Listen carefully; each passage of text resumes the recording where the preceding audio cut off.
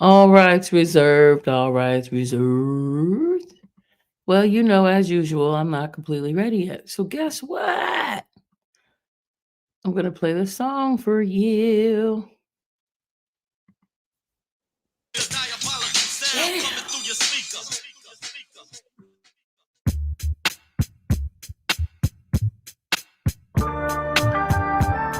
This is Flow, a poem by Watts 1965. Diabolic Beats, Planet LA, Active Music Works.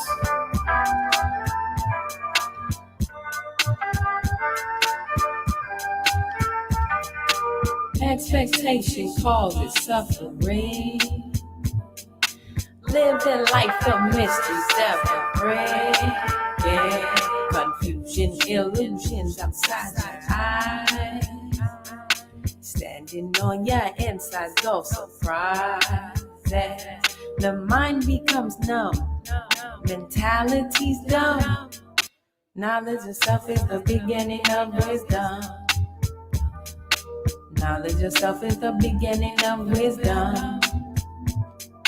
Close your eyes, see a little clearer. Living off a perch never made you search. So more in life for a better kind of meaning than dreaming while living in a nightmare. Eyes flare while counting eggs, hatch shoulda, woulda becomes a deliberate venture.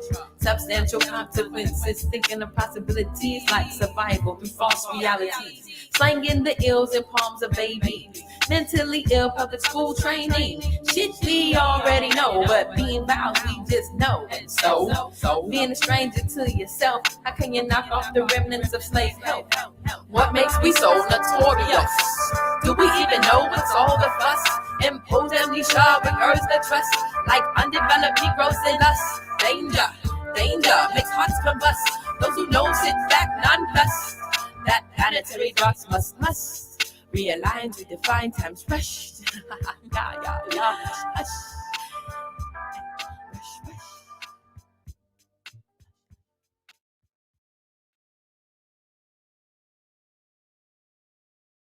Well, greetings, everybody.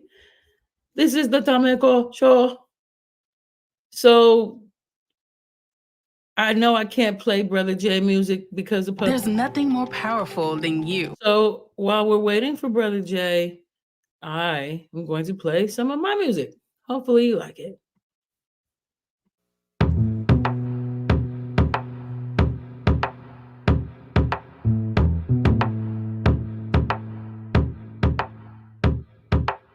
These are the rhymes of a time capsule.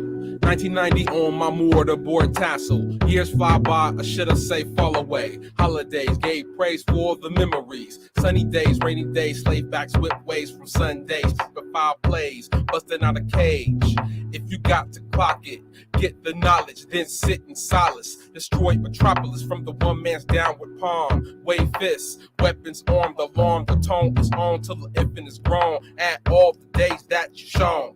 The four of them, four of them, four of them, four of them, fours, with them fours, with them fours, with them fours, with them. Supportive systems in this higher realm of existence start to make appearances soon from the sky. All the intellectuals gather on their pedestals and make the folks go onto the disco. Not ever wondering, even when the thundering was loud, making crowd of hundreds going wild. What was making, shaking the windows and the walls flicking, taking no one to call, stall. It really wasn't a surprise, even in the dawn of the energy, all the lies set free. A byproduct of technology. A square turntable must be able to see. The four of them, four of them, four of them, four of them, fours, with them fours, with them fours, with them fours. Cut corners, cut corners, cut corners, cut corners, and scorn of them, scorn of them, scorn. Okay, my bad. I gotta send the email to the brother. I sent it through text. So that is the holdup. That is my bad. So that's what we're gonna do right now. We're gonna send the link to Brother J right now. And let us do that. How's everybody today? It's been already a topsy turvy 2024. And then it goes into, is it 2024? We're going to talk about that. All right. So I'm going to play some. Whoa.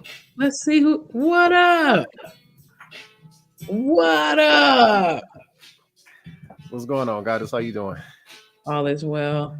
Thanks for coming through. So Oh, I gotta send Brother Jay the link. How about that? My bad, Brother Jay. And he sent me some music. So how are you this evening? It's great to see you. You as well. Yeah, I'm doing phenomenal. Give thanks. You know what I Give mean? thanks. I had to take advantage of the opportunity to speak to. Oh, yeah, man. Me. Brother Jay sent me this music. So, brother, we're gonna play. You mind if we pause on? Oh yeah, most definitely. I want to play the music he sent me, y'all. This is what's that word when exclusive. All right, let's check it. Slavery is back. Y'all hear it? In fact, it was never abolished. The 13th Amendment to the U.S. Constitution abolished slavery. What up, except in Purified prison. Judah? At the current rate of What up? incarceration, How by the you year say it? 2010, the Axel. majority of all Oh. African American men. Oh, Here we go. Wow. Brother Jay, what you say? What you say? Wow. It's you.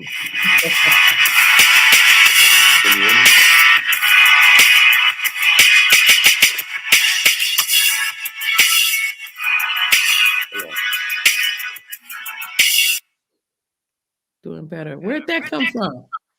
Who's playing that? That was from my computer. Oh, let's hey, all rights reserved. This is Brother Jay. Without further ado.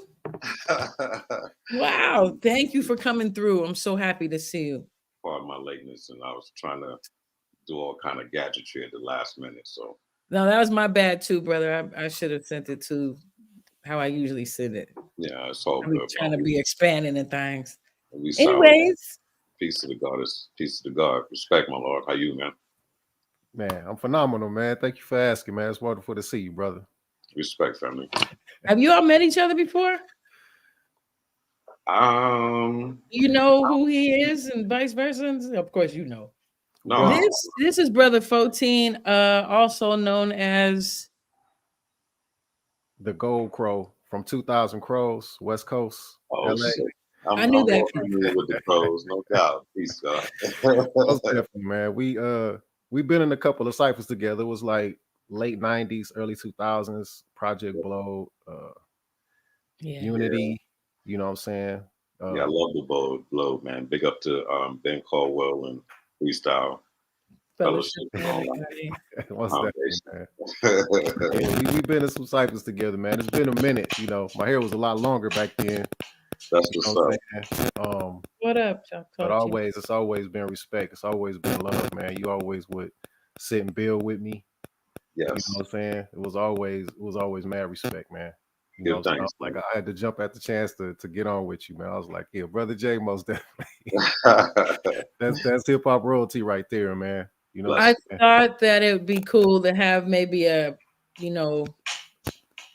trio. You know, they say that, yes. synergy Indeed. instead of just a duo yes, sir.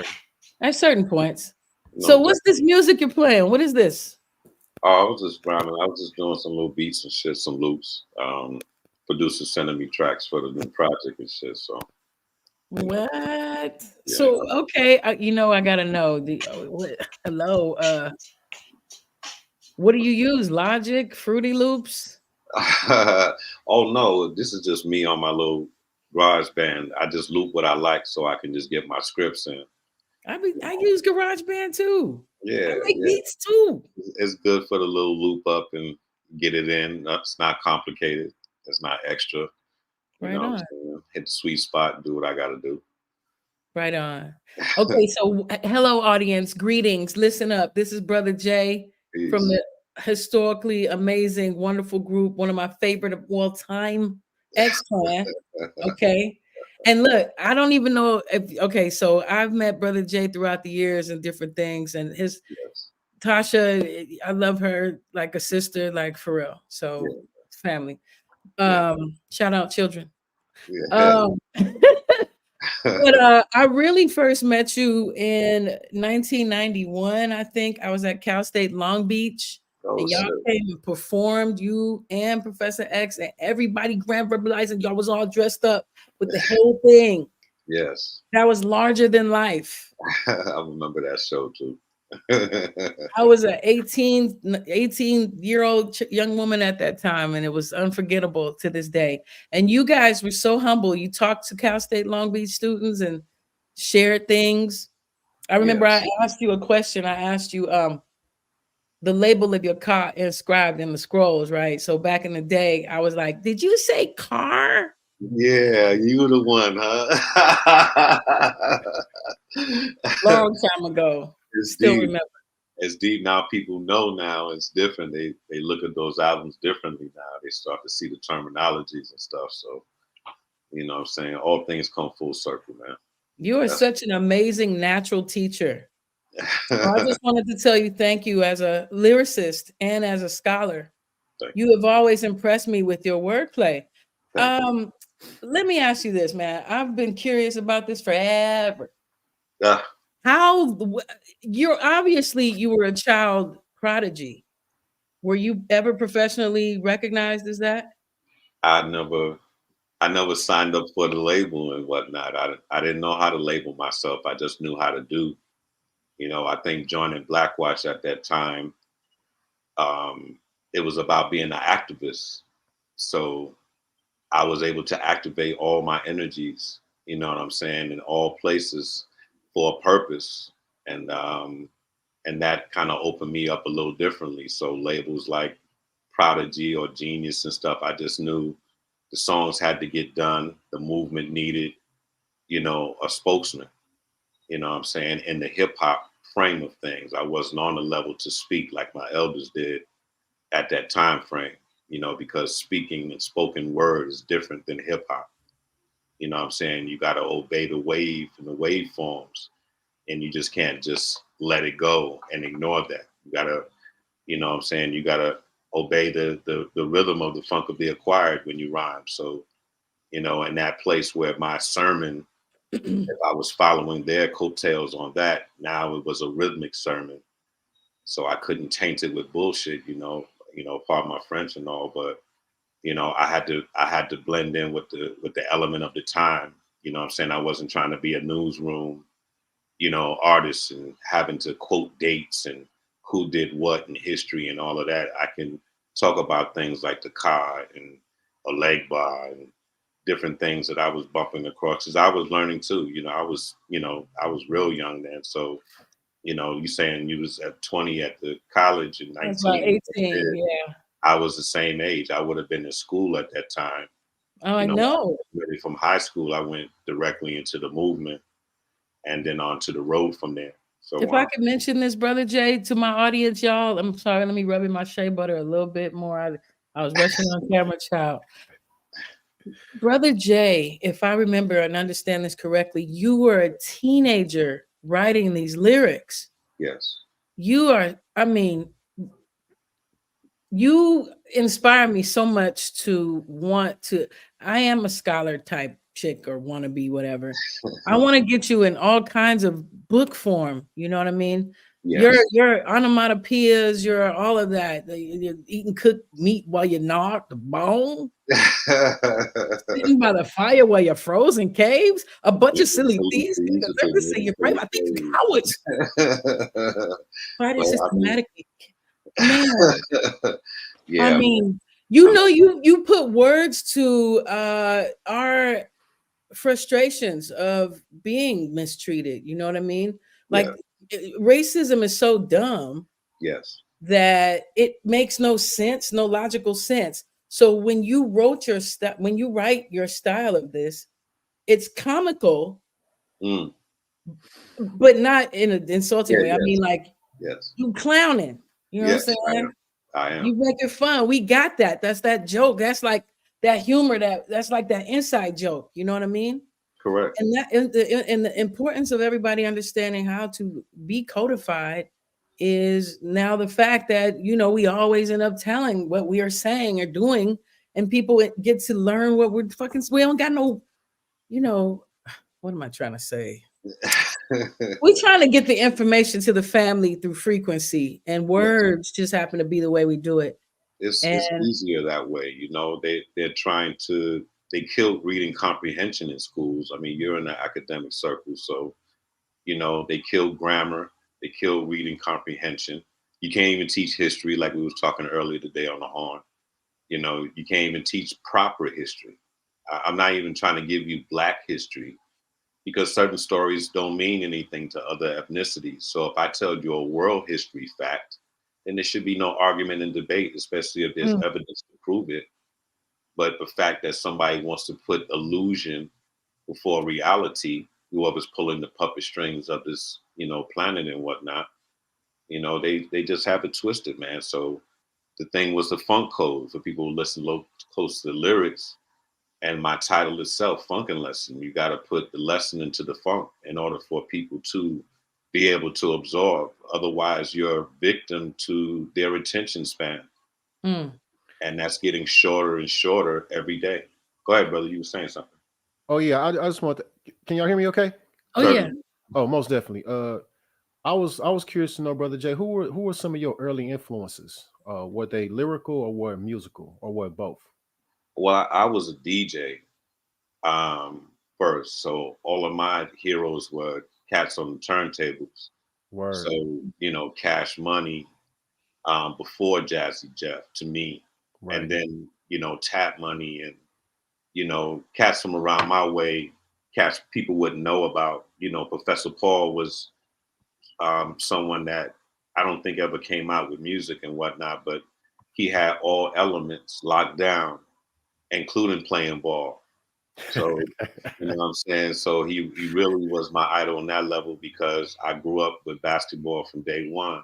Word. So watching him go in the park, dunk on cats in Foster Park, and then see him at the, you know, at the church jam later on with gazelles on, rhyming on the mic, and then go do the merry-go-round with the DJ. So he had mic skills, he could cut and play ball.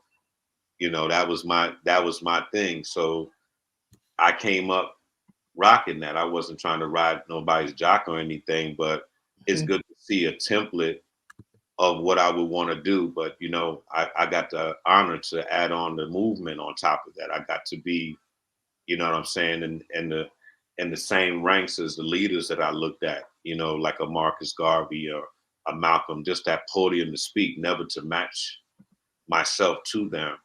But, you know, but in hip hop, I just wanted to be a voice for my movement. I wasn't looking to leave a Malcolm X impression. That's not a goal. You know what I'm saying? Your activism defines your legend.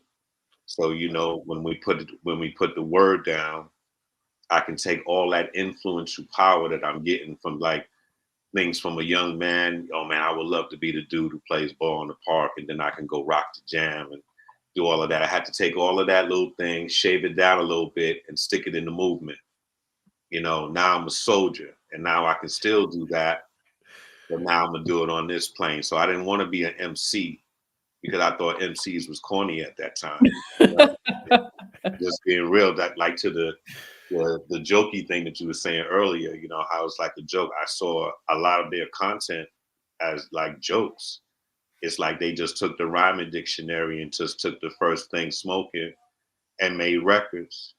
And I didn't choose to do that. I wanted, you know, if you listen close to PX at the end of Heed the Word, you know, Aristotle, this, that, step off, you know what I'm saying?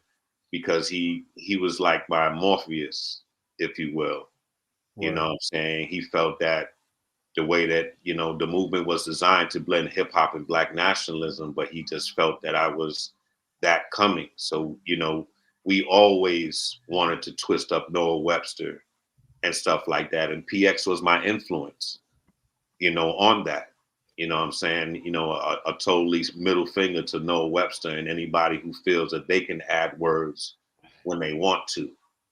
So those types of people are my influence. I can go into sonic influences from Sun Ra to, just different people who God, were, they were game changers. If people listen to Sun Ra now, it would be like the verse she said earlier, the label of your car inscribed on a scroll. You would be like, oh, snap, look what Sun Ra was talking about, because we've had time now to pass through to get more wisdom.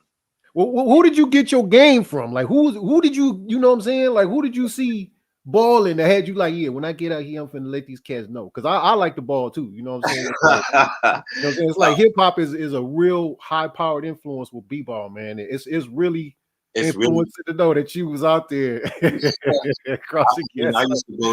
to go to the Cage every weekend to watch, in Fourth in New York. That was like, like equivalent to like Rutgers Park or Foster Park or Reese Park. There's certain places where competition go, where they don't want an and one type of audience, but they want a good play. Yeah. So I learned the little nooks and crannies in my city to go to be like, okay, I know cats over here is gonna be balling, and they're not trying to put on a show. Right. I wanted to see what was possible, where the human body could go. You know what I'm saying? If people showing out, you just flossing and wilding out. I want to see who makes you sweat, what kind of defense they practice, and watching their footwork. Right, fundamentals. And I'm not amazed by the ooh-ah business and all of that stuff. So I learned how to really get up. I went from patting boards to dunking on cats' heads, man. And I took that same work ethic into hip hop. And same elements, my lord. Well, with Black Watch, when was Black Watch founded? Like Black Watch was actually founded before me. It was founded in the mid '80s. Okay. And Lumumba Carson, who y'all know as Professor X, he was the son of Sonny Carson, our grandmaster, our brother. And Grandmaster was always cleaning up the neighborhood, uniting people that don't get along, that cause friction in the neighborhoods, if it be gang or just influential people, who got a Hatfield and McCoy situation going on. He was always the person who could diffuse that. If we had to get, Black names on the streets so people could recognize our elders, he was responsible for knocking on City Hall's doors and making those kind of things happen. So really, Sonny Carson did a lot of stuff in Brooklyn, man. My parents respected him even before I joined the movement, because the movement wasn't based on Sonny. It was based on Lumumba being in hip hop, because he used to manage or even agent hip hop artists to come to certain parts of Brooklyn. And, out here in Cali, that's like equivalent to somebody who's powerful in Compton or Watts. You know what I'm saying? You want somebody who got a pass in order to go in there talking about we holding the show. You just go up there and start setting up shop. You might experience some issues. You know what I'm saying? So same thing with Brooklyn, and that part of Bed-Stuy for green areas and stuff like that. You can have Kane come through, early Kane, before the ropes and the chain, just flat top and Izar shirts and shit. Right. You know what I'm saying? You have him come through and bless, and you don't have to worry about people rushing you, because when you're popular, people hate. So they'll rob you just for the fact that, I got that kid with the sharp, with the cut eyebrows and the Izar shirt. I got him for his ring or whatever. That is sick. Huh? That's really sad. You know what I mean? I grew up in Chicago, and I remember living in the projects, and kids sometimes either made fun of you because you had whatever, or they made fun of you because you didn't have whatever, Correct. Other note, delicious noodles with boiled eggs. My son made this for me. Tamika be on that mukbang, man. She don't play. She warned me today, so I didn't set up, man. I was trying to get some kale chips or something to eat on here, man. I wanted to get something crazy to add to it, but I didn't get a chance to. Folks were excited, Brother Jay, when they learned you were going to be on here. So I got to give shout outs to South Africa. We have listeners in South Africa, Germany, Egypt, Canada, and the UK. Wow. I went to the Middle East a few years ago. I went to Kuwait, actually. It's a beautiful trip. I mean, I go to places as a diplomat to try to get artists work in different sides. I said, if the US doesn't like conscious artists, I know areas that do, you know what I'm saying? So, and there's a lot of conscious artists in Africa. People think it's just like how United States is built. You got to think about multiple countries in one place. Right. Yeah, I don't think it's easy for us to imagine that sometimes. Yeah, it's very big, man. You know, you could fit a couple United States in that bad boy. You know what I'm saying? But there's a lot of dope artists there, a lot of good music too. But what I found shameful was that a lot of them try to act like here, whatever's hot here. Ghetto. Let's just call it what it is. Yeah, real shit. You know, it's you know, that's what inspired me to write this song called Video Ho. Because this elder, she told me she went to Ghana and she was staying at the hotel and they was playing BET.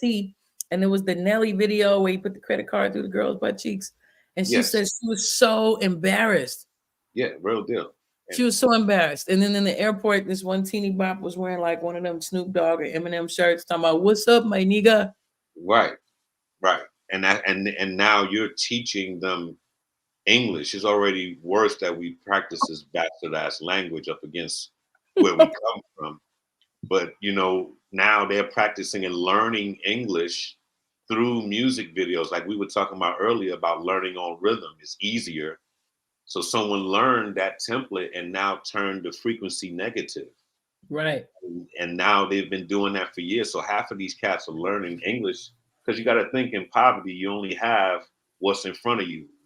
You know what I'm saying? So if you got a TV, radio, whatever it is, and that's your doorway to the world, then come on, man. Well, we clearly recognize that they sabotaged music. Yeah, they did. But like 93, 94. Yeah, man. But you know, we have too much power to accept that. That's been my point. And that's the only reason I'm even doing a new album or anything, because I don't feel like there's enough blueprints, you know what I'm saying, for lyricism and decency and things of that level. You know what I'm saying? Just making good music and not trying to be, you know, I never came out wanting to be any kind of teacher or anything like that. I was just talking to Georgia Amuldro about that, you know, like, yeah, you know, we were talking about, you know, the new album and stuff. And you know, she was asking me certain questions and I was like, I never came out wanting to be a teacher or anything of that level. That wasn't my goal. I'm just a messenger. You know what I'm saying? You know, I'm not here to point my finger and say, you're not doing this, you're not doing that, or whoop-de-whoop. All I'm doing is just giving the history of our ancestors in the present. And if you learn something from that, then fine. But it's not my intention to come out and be, I'm your teacher and listen to me. And that's not how I'm putting my music out now.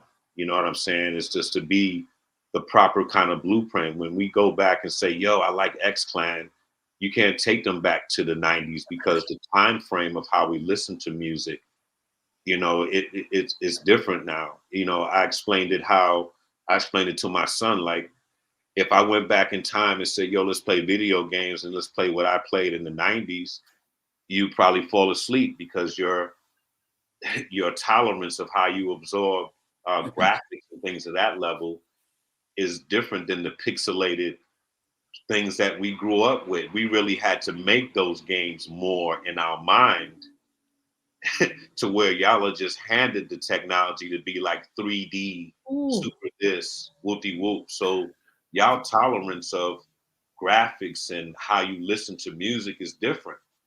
You know what I'm saying? So can I ask you? Oh, go ahead, brother. No, I want to ask Brother Jay about this. Thought was coming to mind. The divide in the consciousness in hip hop, as far as lyricists are concerned, because the perspective is the conscious lyricists in hip hop all have the same goal, right? Unity. You know, us to come together and move forward as a whole, right? However, there's always been this, and I know it has something to do with competition. And you never presented yourself as one of those type of individuals who was in competition with anybody. Right. You know, the vibe that you always presented to me was your only competition was ignorance. Correct. You know, and that was a great blueprint, particularly for artists like myself. you know, coming into the advent of hip hop, because you are one of the premier lyricists from the golden era of hip hop. And when I look back at the time, I'm like, man, it was so many different brothers who had a view of being conscious and wanting us as a whole to move forward, but there was always a divide. So could you speak to that idea about, you know, what you, in your experience, what you see was the divide in the conscious community of hip hop? Well, I think that the divide is that when you get into the hip hop game, it's based on ego Right. from the gate. And how do you escape that at that point? Because you have to prove that your brand is better than the next man's brand. Right. All right. So if I'm MC Funky Fresh and you got Don Blow down the block who's doing his shit, you know, you got to be like, I'm better than Don Blow because I do this and my beats are such and such. Because now you're selling your craft. You're no longer the griot, Right. saying everybody come around, I got something to give you. Right. You now have a job signing a contract as a recording artist to say you got to be better than everybody that's around you, because that way we get more money to keep you being able to heighten on your platform. Now, for the conscious artist, that's not what you signed up for. Right. You know what I'm saying? Somebody had to discover you. What's up, puppy? Somebody had to discover you in order for you to be put on. So now when you're discovered, they want to offer you a job. That's not like, hey, come do what you do over here, and I want to sprinkle some change on you. Right. That's where it gets twisted. So now that you got a job, you got to decide, why did you sign me? Did you sign me for the content? Did you sign me because I'm pretty and I look good? Did you sign me for my beats? or the influence that I have on people when I say A, B, and C? What did you sign me for? No one asks that. Or you say, I'm chosen, let me sign that, give me that check. Right. Now, did you go through the rigmarole? Because I remember Buzzes on the Street back then, where that pretty much every artist that went through that system of distribution, you know, with the major corps, all got really bad contracts. Were you a victim? And I won't say victim, but Well, you're not victim when someone hands you a check and it's better than what you had. You know what I'm saying? So I tell cats, we were spoiled, but by no way we were victims, because if you felt like that, then you would have got your lawyer to break it all the way down to you in layman terms and really figured out that you were signing your material to a machine forever. I mean, because you hear the TLC stories, and that was around the same time you guys were out. So I just wonder if, you know. Yeah, but you think about it, sis, all the shows that they did, you don't give that money to the label.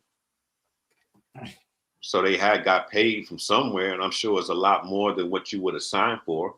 Say you wanted to sign me for $500,000, and yet I get $30,000 a show, and I'm doing 60 city tours, you know, every other couple of months. Come on, they were popular. They were everywhere. So their pay scale had to be ridiculous. They were like, out of 10 million or whatever, $100 million, they only got like 50,000 each. I remember that. That's recording. So tell them to add up the shows. Right. Let's add up the shows. You know what I mean? Even for today's rappers, when you got a hot record, you can go charge 10 grand and you got one song. You can go charge 10 grand a show. Now you imagine cats be building themselves up to get like, yo, I'll take 2 grand or I'll take 3 grand. So when you got a hot record, you can walk in a bar and charge somebody 10 grand and say, yo, just for me being here. Right. I'm Hall Wall or something like that, and my record is buzzing or whatever the case may be. Right. So you think about TLC, you signed the Babyface. Right. All right. So you already got R&B money coming to you when you hit the road. So how many years did y'all get money from those tours and everything? And add that number to what you feel you missed with the recording situation. Oh, snap. You know, that's what I would do. And I'm not saying that they're not victims or whatever. Everybody has their thing. But I'm saying there was a level of these labels spoiling us at one time with a lot of money. You know what I'm saying? They were giving publishing and production agreements at that time frame. So, you know, they have many ways to rope you, but somebody hands you a $30,000 check as a young person, you know, or 50 grand, 100 grand, things of that level. As a young person, you think like you'll never have to work again, but in real life, that money is gone before the end of the year. Right. Yep. And then we don't think to put a third away for taxes or, pay our manager and a lawyer. Why? Because I'm a star now. I've been chosen, to the point of what the brother was saying. Like, I've seen a bunch of the homies go through that phase, Brother why Jay. does the competition start to be? Because, somebody just handed me a check and I can get a couple more. If you're in my way, you got to get out of my way, dog. Right. Because you're all battling for slots now. Mm. To answer your question in completion, Yes, sir. And to speak to that idea, what I come to recognize is the labels aren't giving you anything. They're loaning you some money. Correct. And they expect you to pay it back with interest. Right. And not only that, depending on how the contract is constructed, they want the copyrights, they want the rights, they want half your royalties. They want everything that's going to generate you some future funding anyway. So for a particular set of years, and most times they try to get artists in a prime. So in your prime years, you basically just giving them carte blanche to some of the best of your creativity at that time of your tenure. Right. But the machine doesn't care about that. It doesn't care if you're in your peak or not. Right. You know what I'm saying? Think about it like this, bro. If someone can take street poetry and put it on a $1 worth of vinyl, cut grooves in it, and sell it across the world, it's kind of like the best job in the world. But instead of fighting your ego, because remember, this is an ego battle. The artist is like, well, these are my babies. And the label is like, well, these are keys to advertisement for me, because when people hear your little jingles, they want to do things. They want to dance. They want to clap their hands. They want to spend money to get in an arena. Right. So if it's your peak or your last, they have no care, as long as you have to keep it consistent. That's the key element here, consistency. As soon as you write your first 1 or 2 whack songs, you're going to be replaced. So at the same time, I have to get rights from you because you don't know the game. If I want to push your record in Russia, I don't want to call you 5 in the morning and say, yo, I want to push your record in Russia. I already gave you 50 grand and another 100 grand for studio and all this other shit. I don't want to hear nothing from you, artists. I got a job to do. I got to get my money back. That credit card is kind of hit because you thinking about your pay. I just paid the art department, the street marketing at that time. I done paid all kind of elements around your shit. Plus my staff has to get paid for even working your record. And we're not even talking about radio campaign, everything. So on top of your 200, we may be spending a good 700 grand. That's on somebody's credit card. And somebody want to holler about the peak of their creativity. This is my best work. And I want to hold on to it to the end of time. Yo, man, write some more of that shit. I understand. I think also a lot of us were young. A lot of us were really young. And so sometimes these lawyers can gas your head up and get you thinking not clear. When I had that deal with Boyz II Men, I read I'm not the average though. I read all 200 pages of that damn thing. Okay. Yeah. But I know most people don't. Most people ain't reading. But at the end of the day, what is it going to be? It just makes you smarter because you don't have the power to change anything on there. And if you adjust too much, they'll just walk on and get another person to fill in the gap. Basically. And that goes to the battle of slots, ego. Why you gave it to that girl? I'll do that shit for 10,000 less. Look how that ego steps into the game. And now everybody's battling because now you can get the easiest job in the world. I can write poetry, put it on vinyl, sell it around the world, go get, a couple grand for whispering on the mic for 30 minutes around the world. Rather than sit in a cubicle or sit in a factory or whatever it is. So everyone's ego activates if you conscious or not. And it's worse for the conscious because you're not used to battling that kind of egotistical machine like that. Mm-hmm. So you're stressed in a place where you may be a positive and peaceful person. So now you're going to see a dark side of yourself in that game. You might not have known that you still like the taste of alcohol. It might have been on a fast for a while. but it's offered to you in bulk when you finish that stage. It's all free. You don't pay for anything. You know what I'm saying? You don't pay for herb. You don't pay for drink. You don't pay to get into the clubs anymore. Look how the head just keeps swelling like swelling. And that's the bug that you have to make yourself immune to if you're stepping into this, no matter conscious artists or not. But I say more for conscious people because you're destined to be teachers in the future. Okay, brother, how you make them get down, Professor? I got pimp in my crown. So discipline is key. Is all I'm hearing, because I remember Michael Collier. He used to have me perform at different venues, and yeah, you're right. They always offer free alcohol and blah blah blah. And I learned quickly, like, if you don't learn to just not drink, you could become an alcoholic. Like, you could. It took me just drinking a little too much red wine once, and I was like, no, because you could really get caught up if you don't discipline yourself. If you don't have discipline, you shouldn't be in a music game. Look at all these things that are happening now. People exposing, like, oh my God, I was naked in the office. He made me stand on my head and all this other shit. And then you came to work the next day. What was it that you're chasing so deep that someone insulted you and you came back the next day to perform like nothing was happening for multiple years? You know what I'm saying? That's why I say the bug affects people. They be like, look, I don't want to come out of this area and this in crowd and all these things that are happening, whatever I have to continue to do. But when you get older, your mind changes. You know what I'm saying? You look back and see how stupid you were. You know, why did I go to that party and damn dance on the tables and take my top off? I'm sure all the people watching that Freaknik shit now regret themselves. Spreading yourself out on the car, y'all. You know, they weren't even strippers and they was clowning and shit. And you know what I'm saying? You took the theme so to heart that you turned it up times 20 and played yourself forever on tape. Now someone sells it. That's common sense, but you're all right. I've been around, man. The year I was supposed to go to Freaknik, I was gonna go with Warren G and Snoop and them.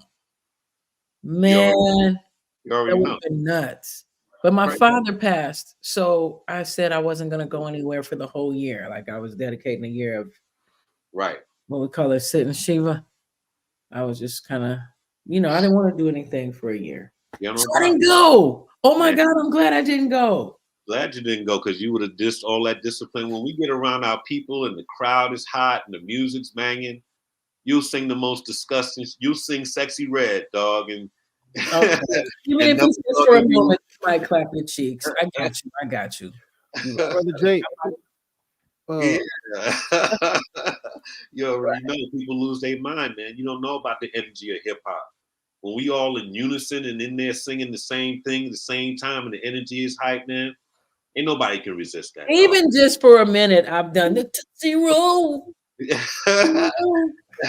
And y'all are MCs, so you know when that energy's coming back at you for what you're giving, that's a drug, man, in itself.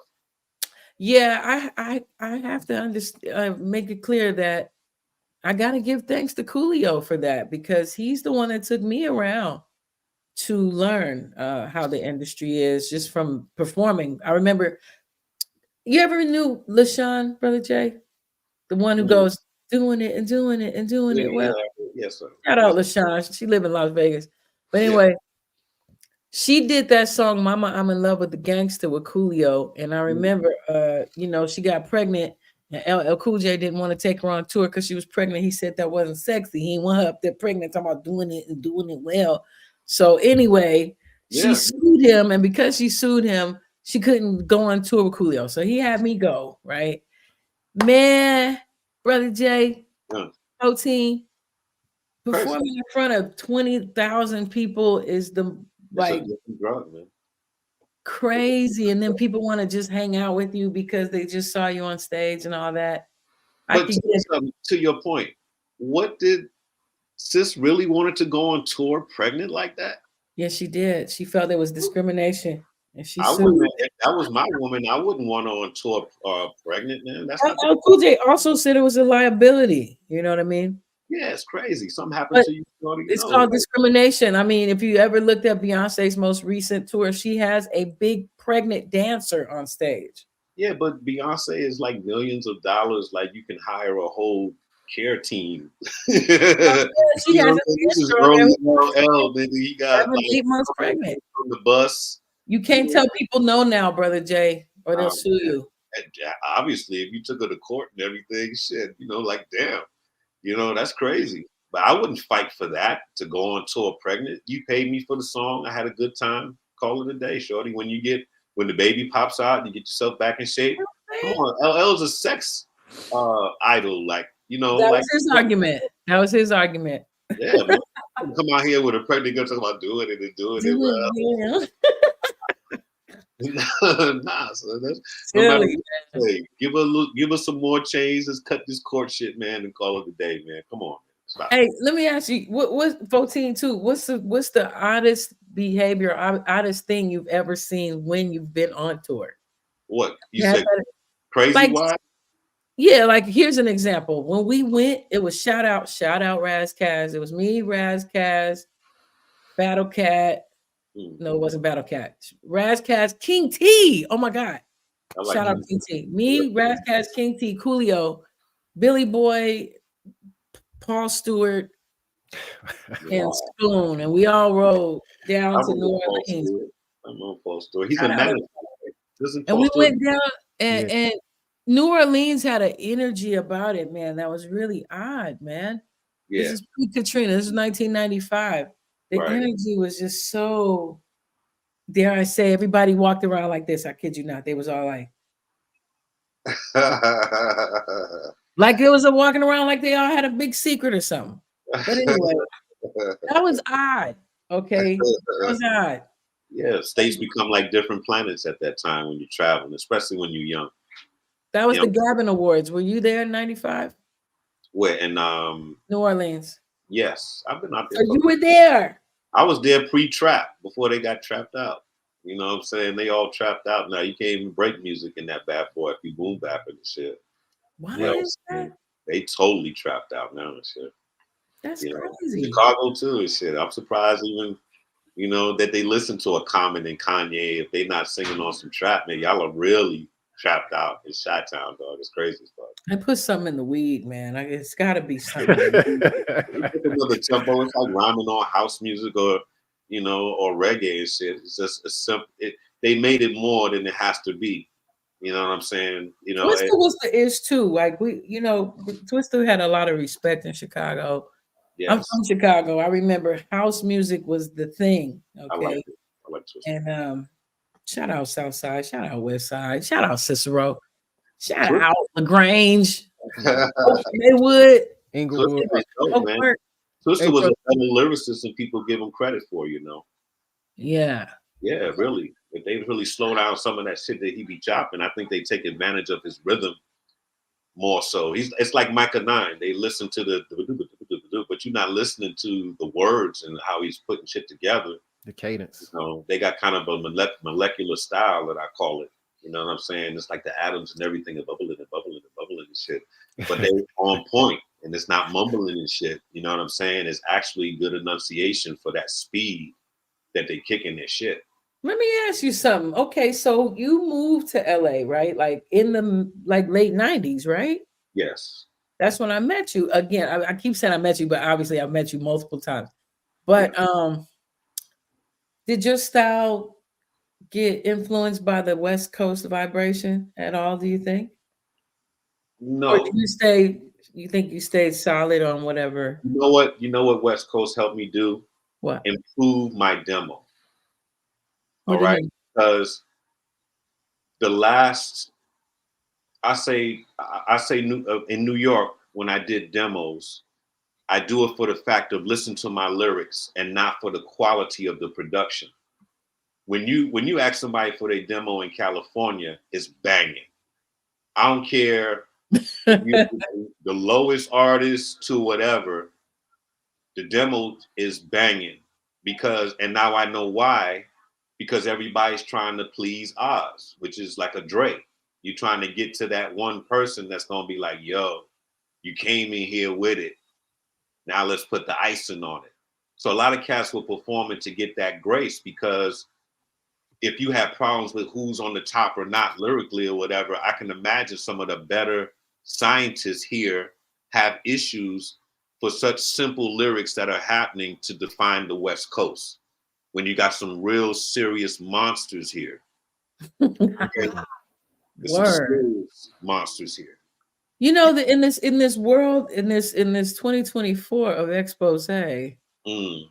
I have not that my ear is looking for it, but I haven't caught you to know crazy stories, Brother Jay. You've always seemed like now of course love, romantic relationships, that always is some complex stuff. I mean, I can't judge that, okay? I have 2 baby daddies and a husband. Shout out Volume 10. And I don't want to live with. I didn't know that, you know. You didn't know I was married to brother Volume 10? Know that. I did not know that. And how long has that been? We've been married since 2018. Wow. But he lives in Phoenix. Wow, it's a long distance marriage. Shout out Volume 10. Sometimes I Brother work. Jay, 14, I've done that traditional thing, okay? Yes. I don't think men and women, unless you are really on the same frequency about everything and you take enough time to get to know the person more, right? I don't feel I am in a space of wanting to live with a man at this time. Right. But I do love him. I'll date him for life. But no, and I'm going through menopause on a real level, y'all. I'm not interested in like having all that around me right now. Seriously. Wow. No. That's the Yeah. But you know, your kids gotta like them too. You know, your kids gotta like your step, whatever. It's very complex being a stepmother. I was a stepmother, and you know, if one kid doesn't like you, they cause a bunch of drama. And similar to him, he came into a family, you know, my kids already was this way, and then, you know, they want to share their mama, you know what I'm saying? So it gets complicated, and you know, life is too short to be wasting time trying to get all that figured the shit out. So I was about to say that when you get older, instead of a relationship, it becomes more of an understanding of what everyone needs to stay at peace. So whatever floats the boat that makes everybody right, that's what you rock with. But creatively, oh my God, this is so much fun. You know what I mean? We have a song called FU, We're in Love, because nobody believed we were together because we're really that's what I was saying just now, like, wow. Very opposite on the surface, like on a lot of levels, but his intellect is intensely amazing. I love intellectual banter. You know, the basic creature comforts are what we had in common. You know what I mean? That's right. You know, and you know, the love is there. I don't want to live with nobody like this. I just want to take care of my kids, do my music, and do my podcast and stuff like that. But back to you. So I noticed you have a campaign on Spotify. I'm sorry, we tap in, Brother Jay. Like, I'm not trying to get all in y'all business and nothing like that. But on my show, I tap in. My audience already knows this. You know, relatability stuff. But yeah, you got a campaign on Spotify. I wanted to give props to that for a moment. You have music, you never stopped. I know people just kind of know about skills that you speak balance and all this, but I need them to know that, you know, you keep on making music, you never stop making music, you keep touring, you're on tours. Yes. You keep it moving. I learned different ways to not have to force myself into commercialized situations. But, you know, as sometimes you have to analyze, you got to play well with others, as I said on my post today. You know, you got to learn how to play in the machine because the consumer responds to convenience. All right. If I was selling records out of my trunk, I may be successful around my way, but I'm not touching the world. So when you play ball with the machines, as long as you don't have to compromise yourself, then fine. You know, you give me a platform where I can put my discography up, I can touch people, and then the numbers are recognized. You know what I'm saying? If I went on and just had a couple of likes on my Twitter or whatever case may be, that's not going to help you get a situation. So I wanted to do radio. And I said, you know what? You know, I got tired of debating about what I should play because I only play conscious music, reggae, and I sometimes would dip into rock because they were conscious rock artists as well. So I said I would like to have my show based on that, and it's always like a doubt to be like, like there's no audience for that. So I said if there's an audience that follows me, there's always an audience for that. So on Spotify, I already had like 70,000 plus people on there already, and I never even worked the platform. So I said, you know what? Let's turn it all the way up. Let's start off January with some playlists of different things that people might have forgotten about, because since the music tempo has changed, I might have forgot about some of the good joints, you know what I'm saying, that y'all still should be playing. And then there's new artists that the older audience doesn't acknowledge. I like Kendrick Lamar. You know what I'm saying? There's a couple of, that I Love Myself song. I thought that was dope. I felt that that's the kind of position that veteran artists should take, taking those breaks and turning it up like that and really let go. I thought the song really let go. So he'll hit my list. Brother Jay, there has to be a Brother Jay Kendrick Lamar song now. I would love to rock with him. Ashe, we're gonna make it pop off. Boom. Brother Jay, this year. Brother Jay, you do production as well, right? Yes, sir. I produced the first East Blackwards and Exodus albums. Hey. And then I started picking tracks. What? Dark Sun, when the Dark Sun Riders came, and so on and so on. But I would go home and make those beats every day, come back, write the lyrics, and come back to the studio. I was doing a song a day. But that's when you at your imagination is at high peak. It was a green light. Go in there, do what you want to do. Got an engineer to do my bidding and shit, nigga. Like, hell yeah.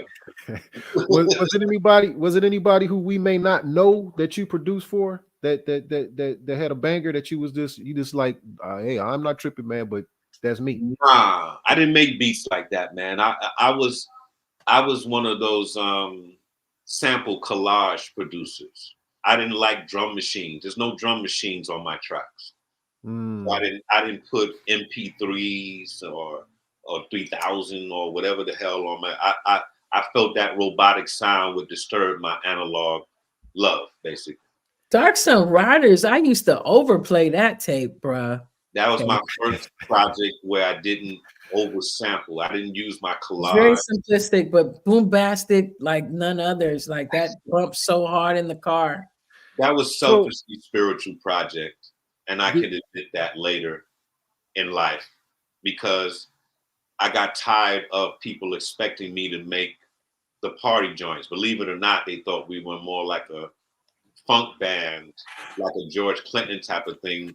And I'm saying I'm a breakbeat scientist, dog. You know what I'm saying? And I like to explore the breaks, even on Dark Sun. There's rare breaks. I like to find breaks that cats can't define. They can't figure it out. And I play that game with producers. That's still the DJ part of me. Like, where did this come from? Like Verbal Milk. The only cat who recognized that bass line at that time frame was like Bismarck, God bless. And you come up and say, yo, you use Daddy Dewdrop on such and such and such. I can see that. You know what I'm saying? Those are relationships that veteran producer cats. If you think about Biz, he produced his own tracks as well with Marley. But he was a producer in his own right, more than an MC. He knew those breaks and shit. So I was more of a breakhead. And as that kind of scientist, I got tired of hearing MCs just waste time. You know what I'm saying? And I would see all the guard bodies come and just take a piece of the math and destroy cats all the time. You know what I'm saying? So now, in my time of study, because even before Blackwatch, I was studying. So now saying I don't have to separate what I learned, from order when it comes to the music. So I started writing spoken word. Teach. So now all of that, letters to words, words to phrase in the paragraph, that's all the process of writing the lyric. So I'm basically breaking down how it begins. You learn. Can you say that again, like slowly, like say that again. Letters to words, words to phrase, and to paragraph. E math is J begins class. The first time y'all ever seen me, that was my first line. That was the blueprint of lyrics. Learn first, then apply. You feel So me? on Grand Verbalizer, you produced that track, right? Sir. Grand Verbalizer. I kiddo. I got students on here, bro, y'all. Yes. You produced Grand Verbalizer. Yes. I just want to see her, man. When that track came out on the West Coast, every club I went to, soon as it came on, Cypher opened up, battle start. Yeah, I used to break dance back then. And it was, I don't know what it was. I just had the fortunate circumstance that every club I went to, all the best dancers in the city, as far as break dancing, was always in the Cypher when I came. And anytime that track came on, man, it was bananas. It was over. Because it's that African on there, dog. That Fela Kuti makes a difference. Yes, it does. Because I had this debate on why you can't use that beat. Rakim used that for such and such. Rakim didn't make that beat. Right. The way you put the Buffalo Girl scream in the beginning with it, and then yeah, like it just, hey. And then you said, how deep, deeper than Atlantis, deeper than the sea floor. Bro, hey, you made people go study. I had to go look shit up.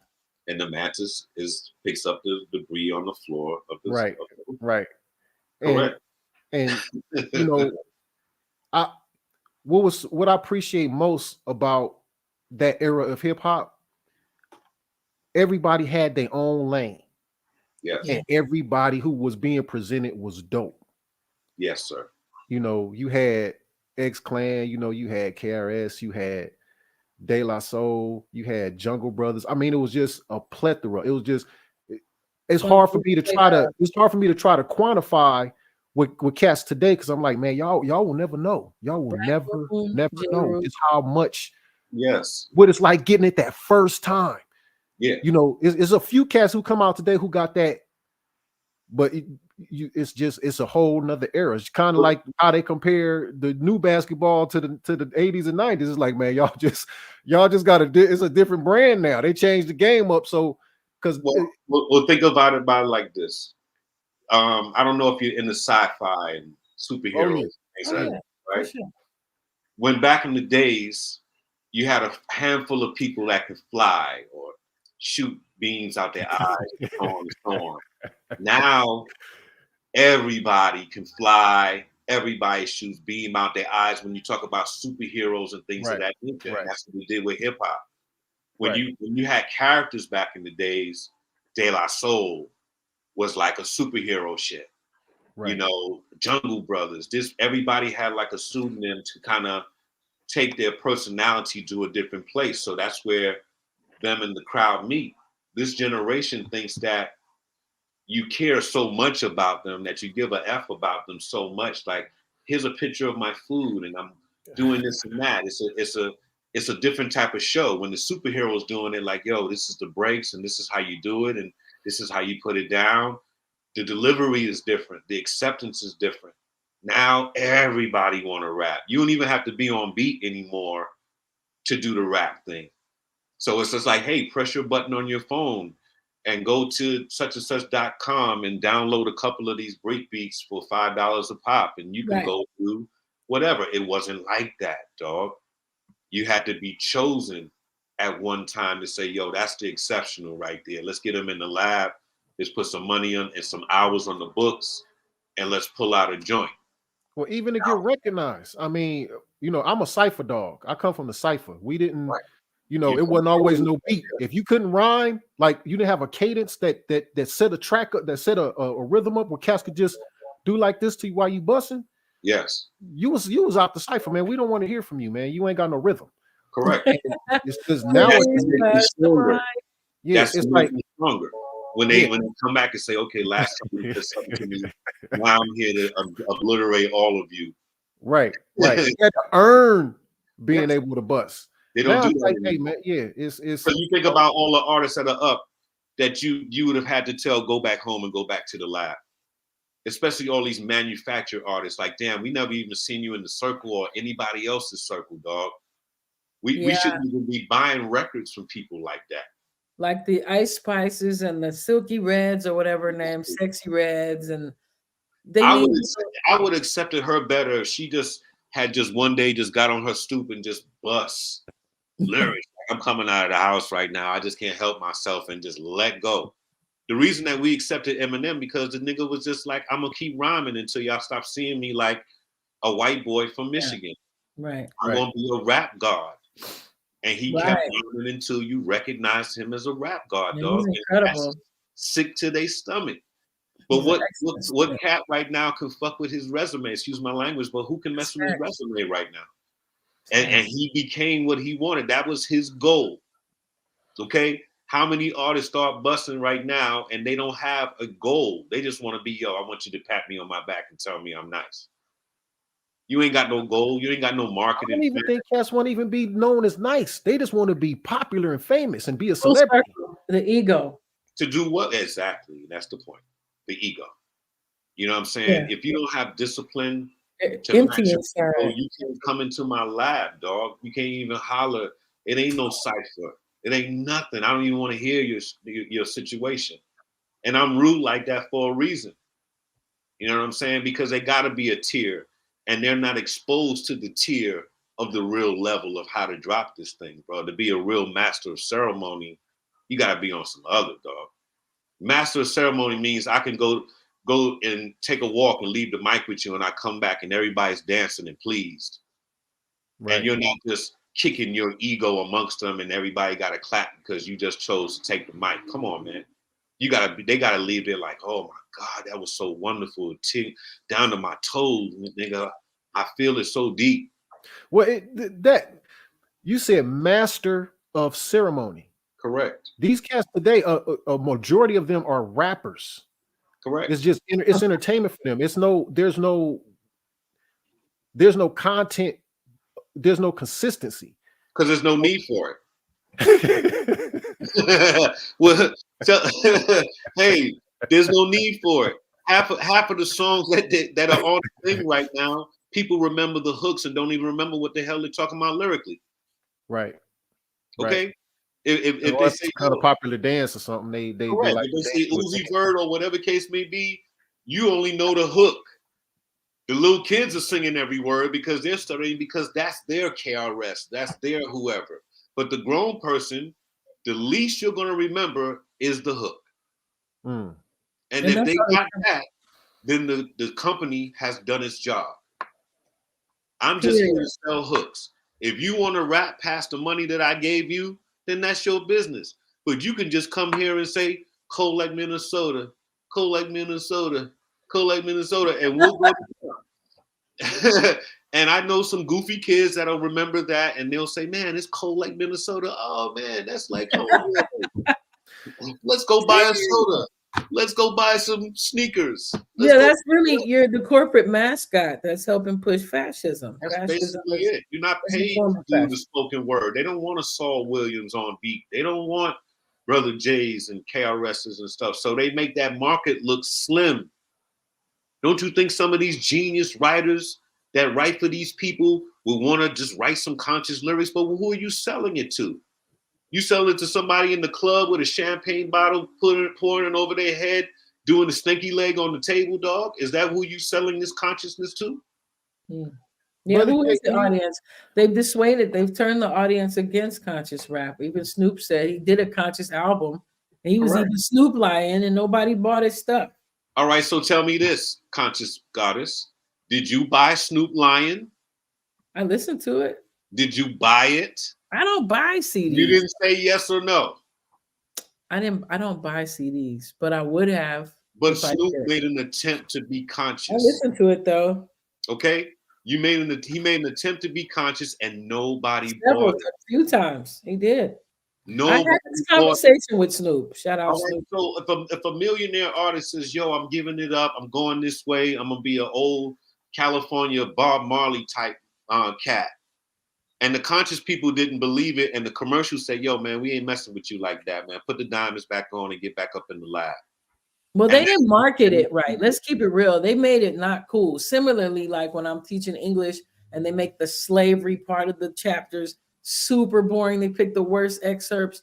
Same with the conscious music of the artist trying to be outside of the gangsterism.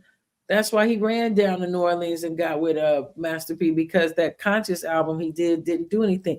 When I saw him, I was like, how come you don't just stop doing this, you know? he had to do something different, man. Come on, and And that's what his he spirit was. said. But that's what his spirit was at the time. It's like, yo, nigga, I'm tired of that. I'm tired of being the problem, because at the same time he's getting the love, he's getting the hate. I'm sure you sit with a bunch of dread elders and they say, yo, man, you got to cut all that foolishness out, dog.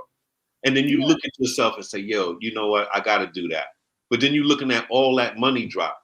The only reason Snoop's album didn't drop right is because the marketing, the lack of money, marketing is not there. I'm saying they didn't market it. Snoop, that's the reason he has dreadlocks now, y'all. How would you market Snoop Conscious, Mark? How would you do that? The same way they figured out how to promote him as the weed guy. Snoop Dogg with the knowledge of self. He's returned. Come on, how are you going to market that? It has to be believable. I mean, like once you throw that type of thing out there, you have to live it too, right? And that's where it doesn't match with the industry. The very point of this conversation from where we started. It don't bottle right. It has to have its own lane. All right. All this time that I've been out of the industry, that's all I've been figuring out. How do we create our own lane? It always comes back to money. Always. Thousands and thousands of dollars have to go into creating a genre. And then you got to prove that it's believable. So to the Spotify. So now if somebody comes and, you know, says, hey, Brother Jay, I love you and everything, man, but we got to see if the new medium, you know, enjoys you. We see all these loves and thumbs up and power fists and all of that stuff, but we want to see more numbers. So even 70,000 people on that page wasn't enough, you know, to get consideration to know, like, people will come to my show and listen to my music. If I'm on the radio, dog, people will come. Right. It's not enough for me to say that. Yeah, I know they're about analytics now. That is correct. So if the analytics say, yo, man, since you made that post, 200 or 300 people are coming in every 5 minutes or whatever case may be, that's influence. Maybe we can consider you for this radio. Instead of saying, damn, dog, I would love to hear your intelligence and wisdom on a radio show platform, just on the strength of me knowing hip hop, let's try it. So they don't even have that risk factor anymore. That back in the days, how would you know X-Clan would perform and be 30 years in the game and considered a legendary group or whatever if you just first saw us off of our shit? Somebody had to have the vision to say, yo, man, that reminds me of someone that we signed a long time ago that had that vibration. Now we can probably do it better. I had A&Rs and people like that believed. The people that signed me were responsible for signing Bob Marley and Grace Jones, James Brown, people like that. All right. So if they saw my group out of the millions of artists that are happening all over New York City, Island Records chose me to do a specific thing. That's right. You feel me? So no more will the label be able to believe in artists like that. I feel sorry for this game. So what I'm doing is a must. I'm starting off with conscious artists because I have to have that decency factor. I'm too much. I want to teach the styles of hip hop to the next generations without distraction. And the profanity and all of that stuff is a distraction from the flows. I'm honored that you remember my lines from 30 years ago. I dropped something that's the whole album, sir. I'm honored that it's worthy of a pocket in your mind to say I store this here so I can bust quotes on people at certain times. It was a chanting. I was chanting. Yeah, you put headphones on and you walk into the world, and when you say those things, eating cooked meat while you're not the bone and those things, it makes you feel a little less disempowered. It was never duplicated, man. Nobody's sense has come and, you know, had that type of impact. Yes. And like I shared, it's that golden era, man. We can only experience that once. Yes. You know, you'll come with hopefully what you had more. Yeah, I'm saying what is this is a question I want to ask because this was on my mind. Sir. Because there's a conversation being had in the back channels with those of us who came from that era, Right. about what we were responsible for. Right. Because this generation now has I can't say no. There's very little appreciation for what had been prepared for them. Right. And now, they're looking at the generation prior as, hey, y'all done, man. Y'all need to hang it up. Right. We don't have any admiration, much less respect for what y'all, have had done and what y'all trying to do now, because y'all had y'all time, and pretty much we are how we are now because of y'all. Right. And it's like, well, That's right. do we are, They're right. They're right. You know where I'm coming from with the idea. And you know why? Because we gave up. The very thing that we talked about, like a Project Blowed, there should be 20 of them. All right? Just because the music on the radio says one thing, we stopped building Project Blows and Lyricist Lounges. How did the Lyricist Lounge come from a place where you were testing your metal? I remember the original Lyricist Lounge in New York. I've been there. And you would see monsters on the outside, and then you would see the curious who wanted to know what's the real element. Right. Okay? So when that stopped happening and we just gave it up like, hey, man, your generation, they just don't want to understand. That was fear and hatred of the new generation having access to the sucker money. Okay? We had to bust our ass, write and compete, and you can just write, it's cold in Minnesota, get you a Sprite deal, and now you saying, look at my chain, dog. You never even rocked a chain this thick before. I think you looking at my girl's ass, man. You better cool yourself out, old timer. OG. OG sound like old nigga rather than saluting someone with respect. Right. So we allowed that to happen. None of us stopped it and say, yo, man, F what the radio say. If you coming back to this hood with your soda can money, there's certain things that you got to do. We stopped doing that. And why do you think that happened? Why do you think we stopped doing that? There's several things. It's complex. It's bitterness that certain people didn't get in. All right. The pipe is only but so big, and you got millions of artists. So some cats are butthurt that they didn't make it. So you think some little whippersnapper is going to walk past you after you've been sitting here 15, 20 years, still writing, still having ciphers, all this other stuff, just walk past you. No credibility, no nothing. Go ahead, get Grammys, go get it. Go. So that bitter situation, you're not going to let them walk past you, come out with a trophy, money, bad broad in the car and say, hey, OG, what's happening, man? You want to get something to eat? What's the OG going to say, man? Get out of my face, man. But you can't give them any guidance. You can't give them anything. You don't even know the altitude that they're on. All you know is the wisdom that they stepped over. Because when you walk past me, there's a gang of lessons that you're supposed to have gotten sitting there in line with me. Damn. You getting ready to trust the beast that's going to spit you out. The next time you come out that door, you ain't going to have no car, you ain't going to have no girl, and you ain't going to have no money. And then you want to come back to me, hey, man, let's make a record.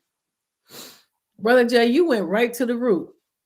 Yeah. I was going to say, I remember around 97, I saw a lot more of my rapper friend compadres getting into dope.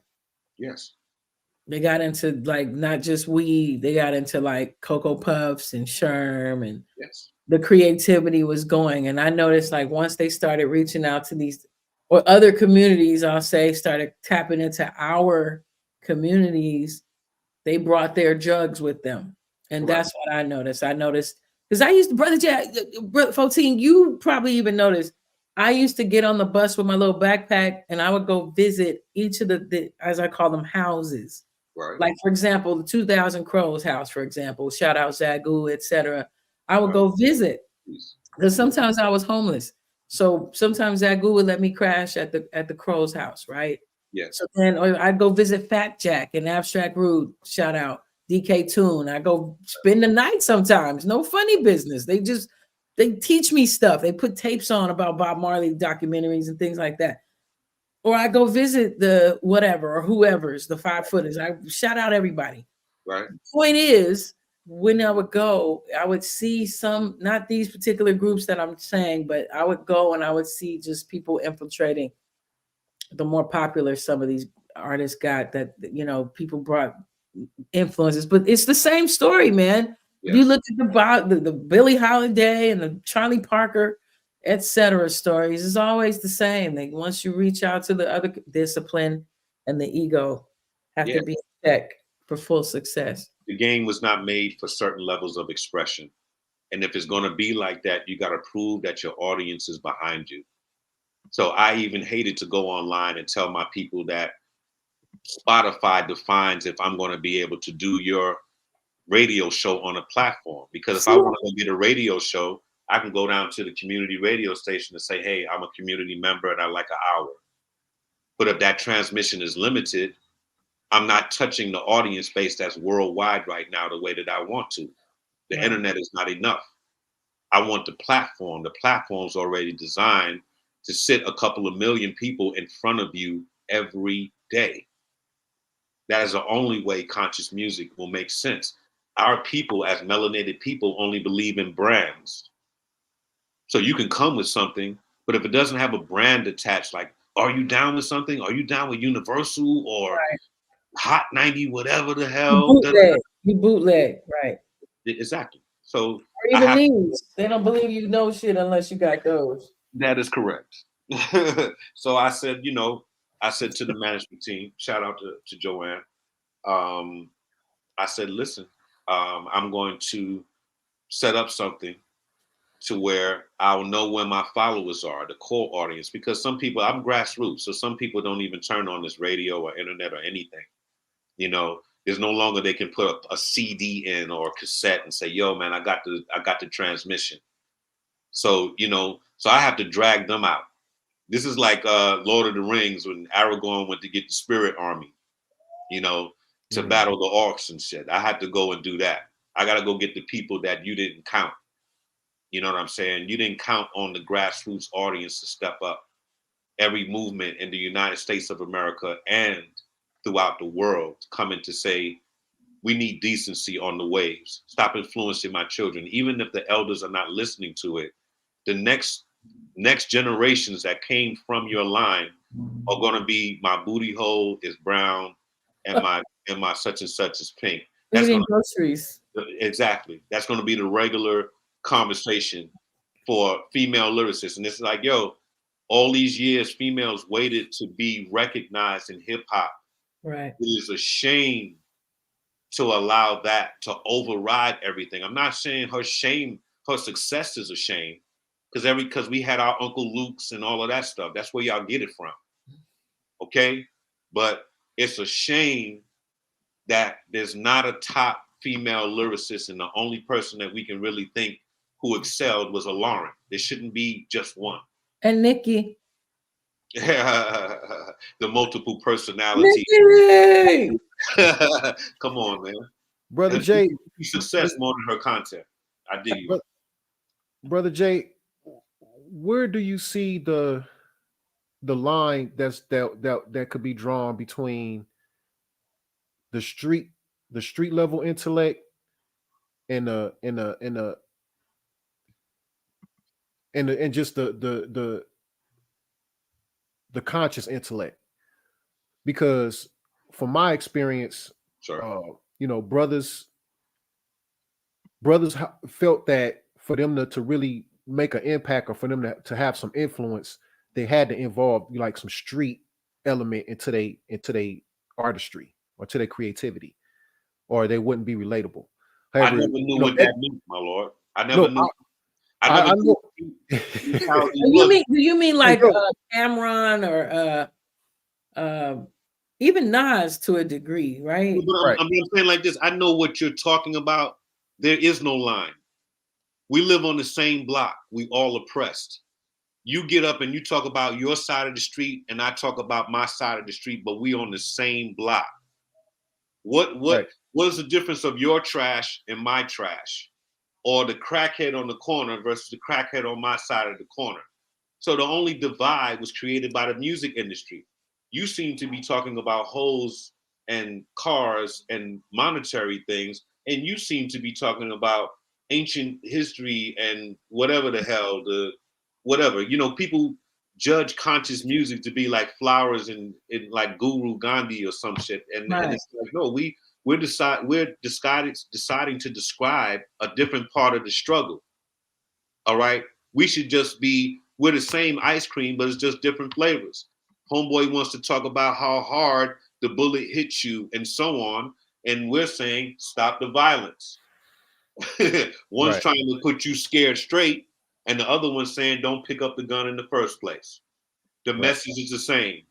Get off the BS. So how is this affect that, you know, coming into this election year, 2024, they are making the word woke and wokeisms a bad word or a bad thing. Have you seen any impact on that in any realms? I had to change my show from Red Pill Cypher because Red Pill is considered a slander against the Jews. How? Well, it was deep enough for the head of the JDL to approach the FBI to say, please get these terminologies to be investigated. Anybody saying red pill, just like how you're saying woke and so on, has a new definition. So I'm sure this is what the rainbow went through. And I literally said, take the red pill and come watch my show. Real talk. So now that is considered a threat from the woke activists to indicate what was it called? The anti-Semitic clause. So saying the red pill is an anti-Semitic situation because you are stating that you are part of the woke regime. That's why it was explained and sent to me via my folks, giving me information. We're going to have to change the name of the show because they're not going to allow us to move forward the Red Pill Cypher. That's why they listen, audience, Brother Jay 14. That's why they fired me. The Anti-Defamation League came to our school. I believe that. Because of this whole thing that's going on in other countries, right? And they were telling us teachers do not talk about any of this, whatever.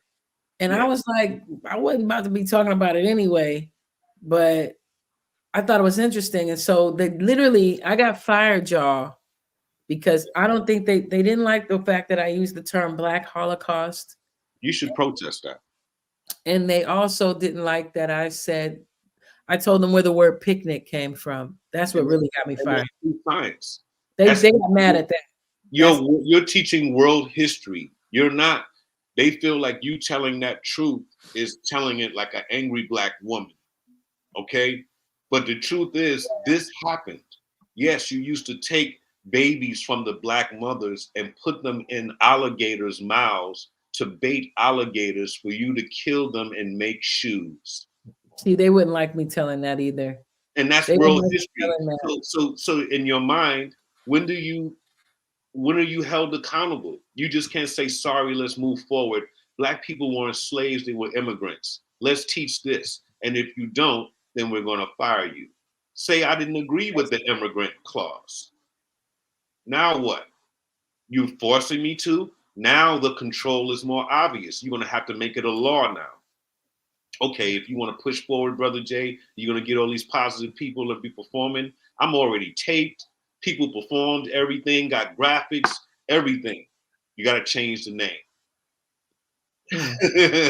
How is that? How do I waste my dollars? Who do I go to now and say, yo, man, I just spent a lot of money in putting this together. Who's going to reimburse me for paying the graphics and doing all this shit and getting the artists to do commercials and all kinds of shit that I have for that program? No one's held accountable. You can just go whisper to some power that be to say, hey, man, anybody doing this, investigate them, be in their ass and do whatever you got to do, shake them up, cease and desist, whatever.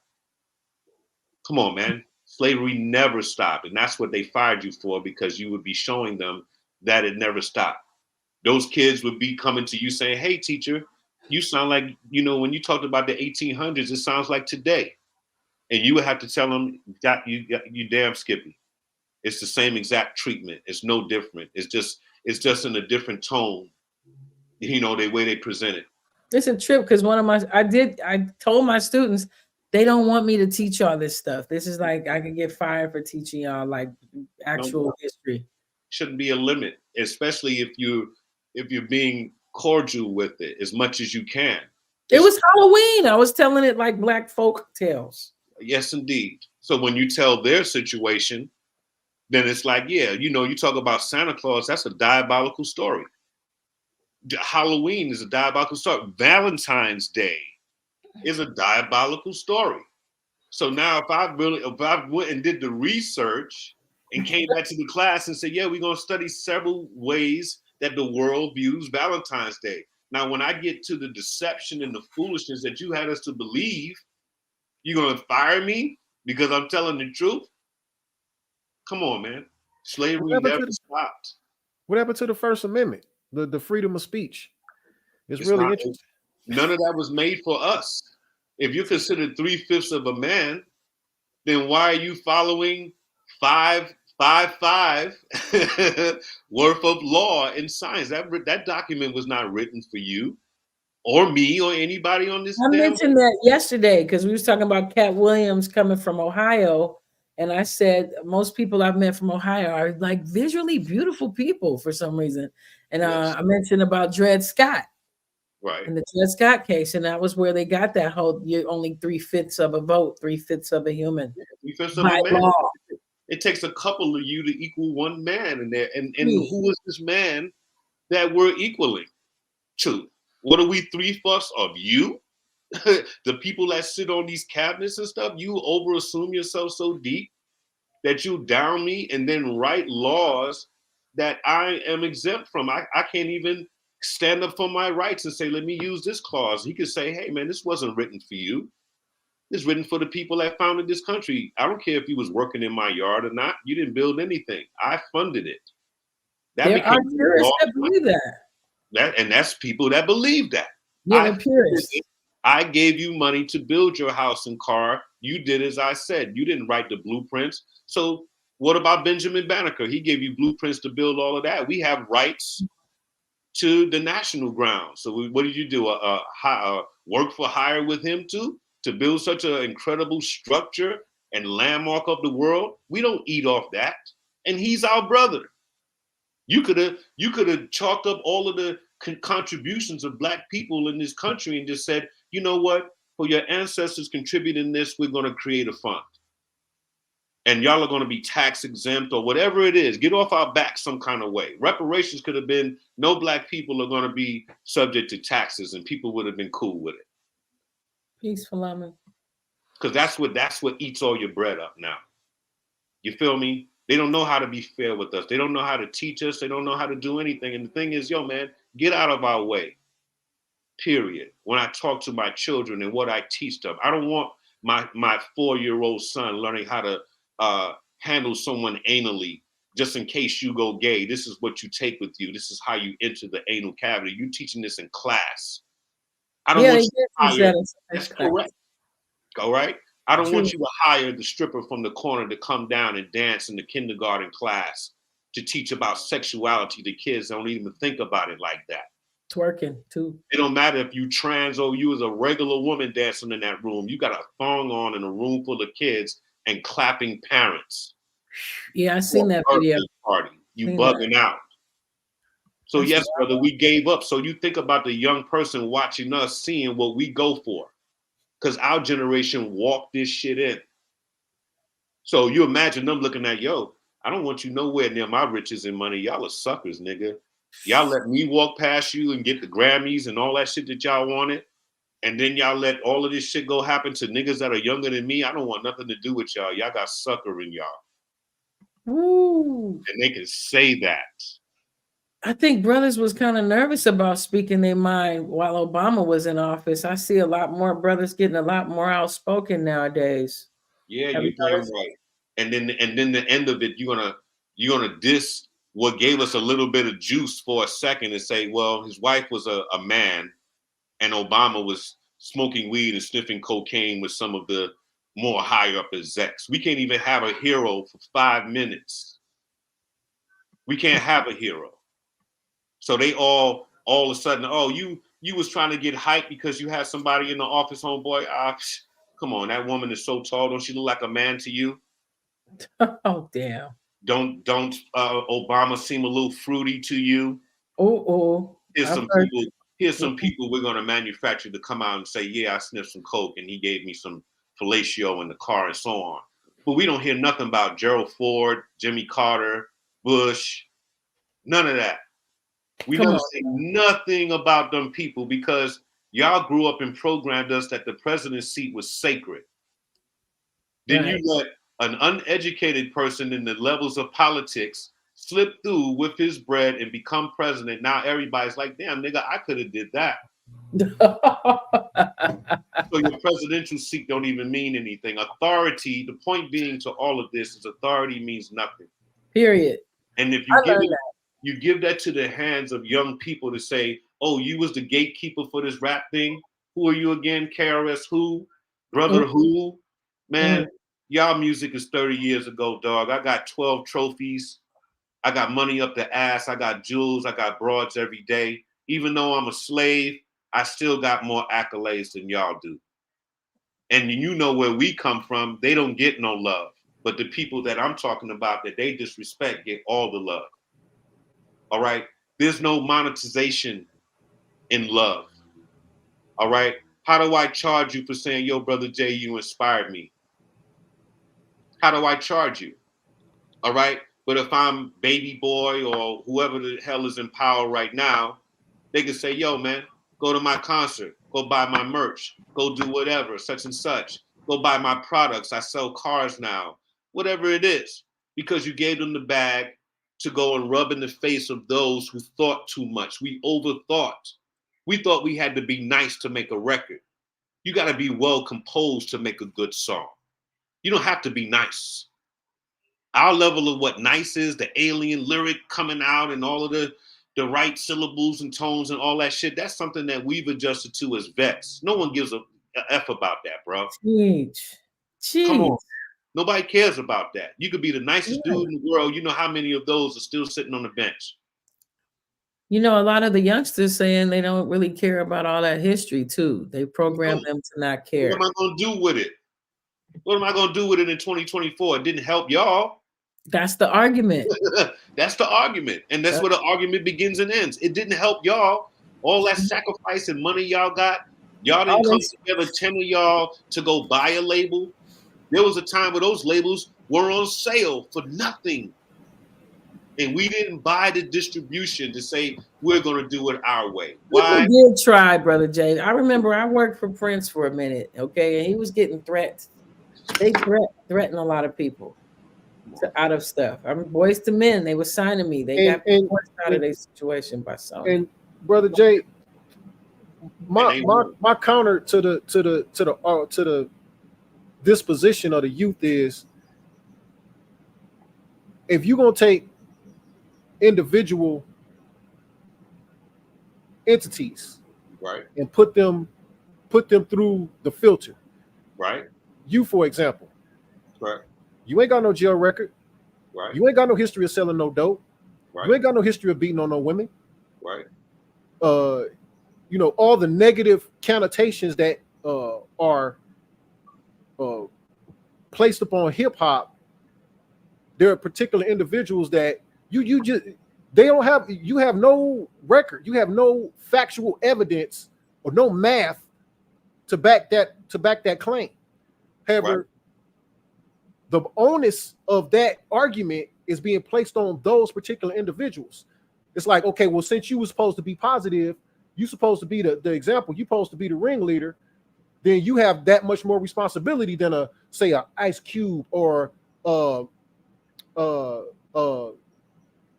Luke Skywalker or whoever the hell else was out there, doing a negative thing.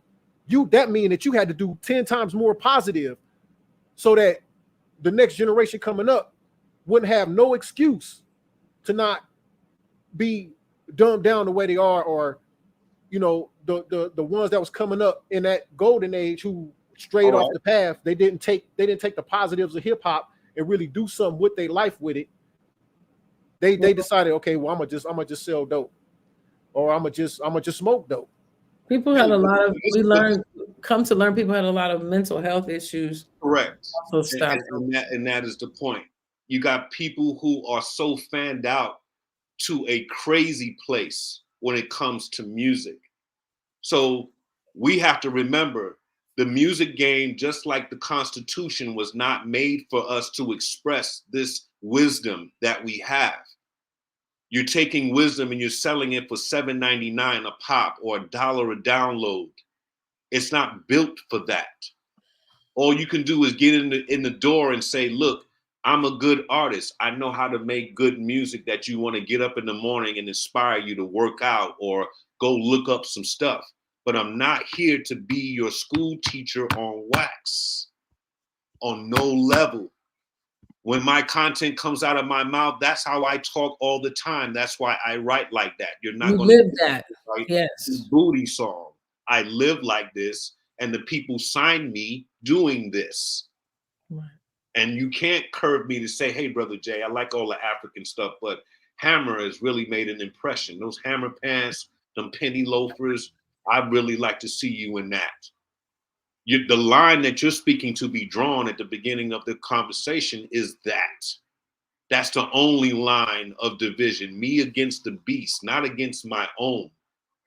Ice Cube, as crazy as those lyrics were, you still my brother.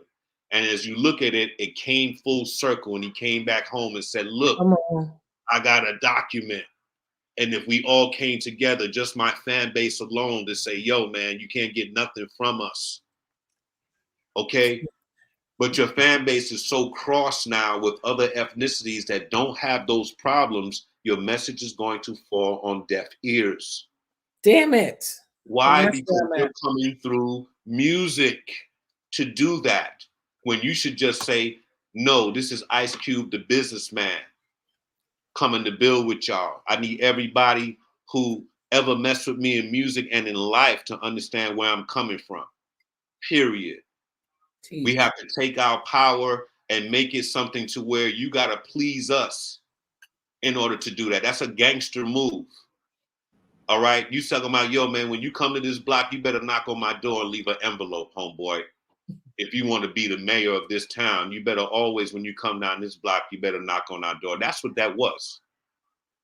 That's better presented to an elder who's been doing that for 20, 30 years.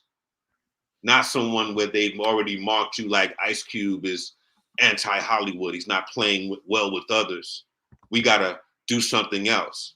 There's too much rebel in you to put a document like that. But if you deal with a council of elders who have even mind and you say, yo, elders, bring your movement. This is the document. It's not about me.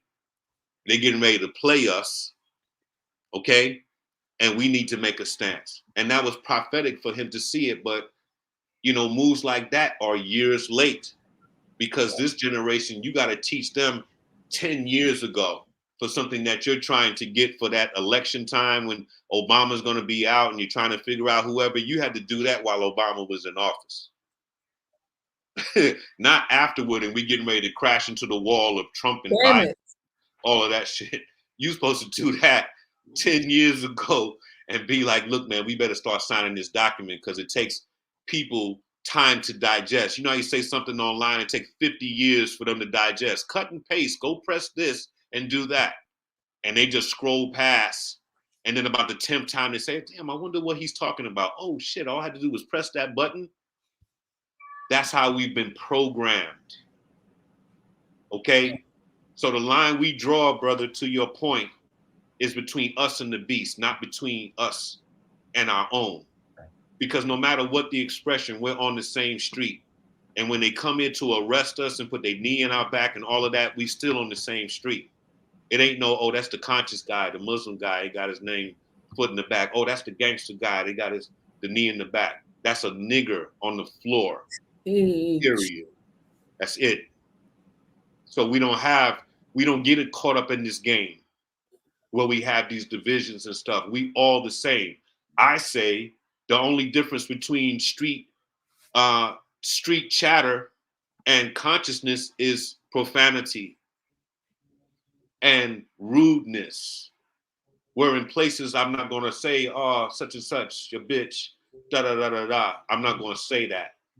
I'm going to find another word that fits the situation that everyone can relate with. So if it be queen or this or that or whatever, I gotta find something else that fits. But then I can't act like somebody else. I'm not gonna be like Too Short and be like queen. You know what I'm saying? You gotta draw the line on riding the dick of hip hop. Like, why was you not at the Juneteenth? Why they literally had Too Short in the Mert performing as the main stage on Juneteenth, and he even felt weird. He had to stop himself. Like, I apologize, y'all. I forgot. Oh yeah, this Juneteenth. I'm tripping. Yeah, because the holiday has never been defined. It was our own.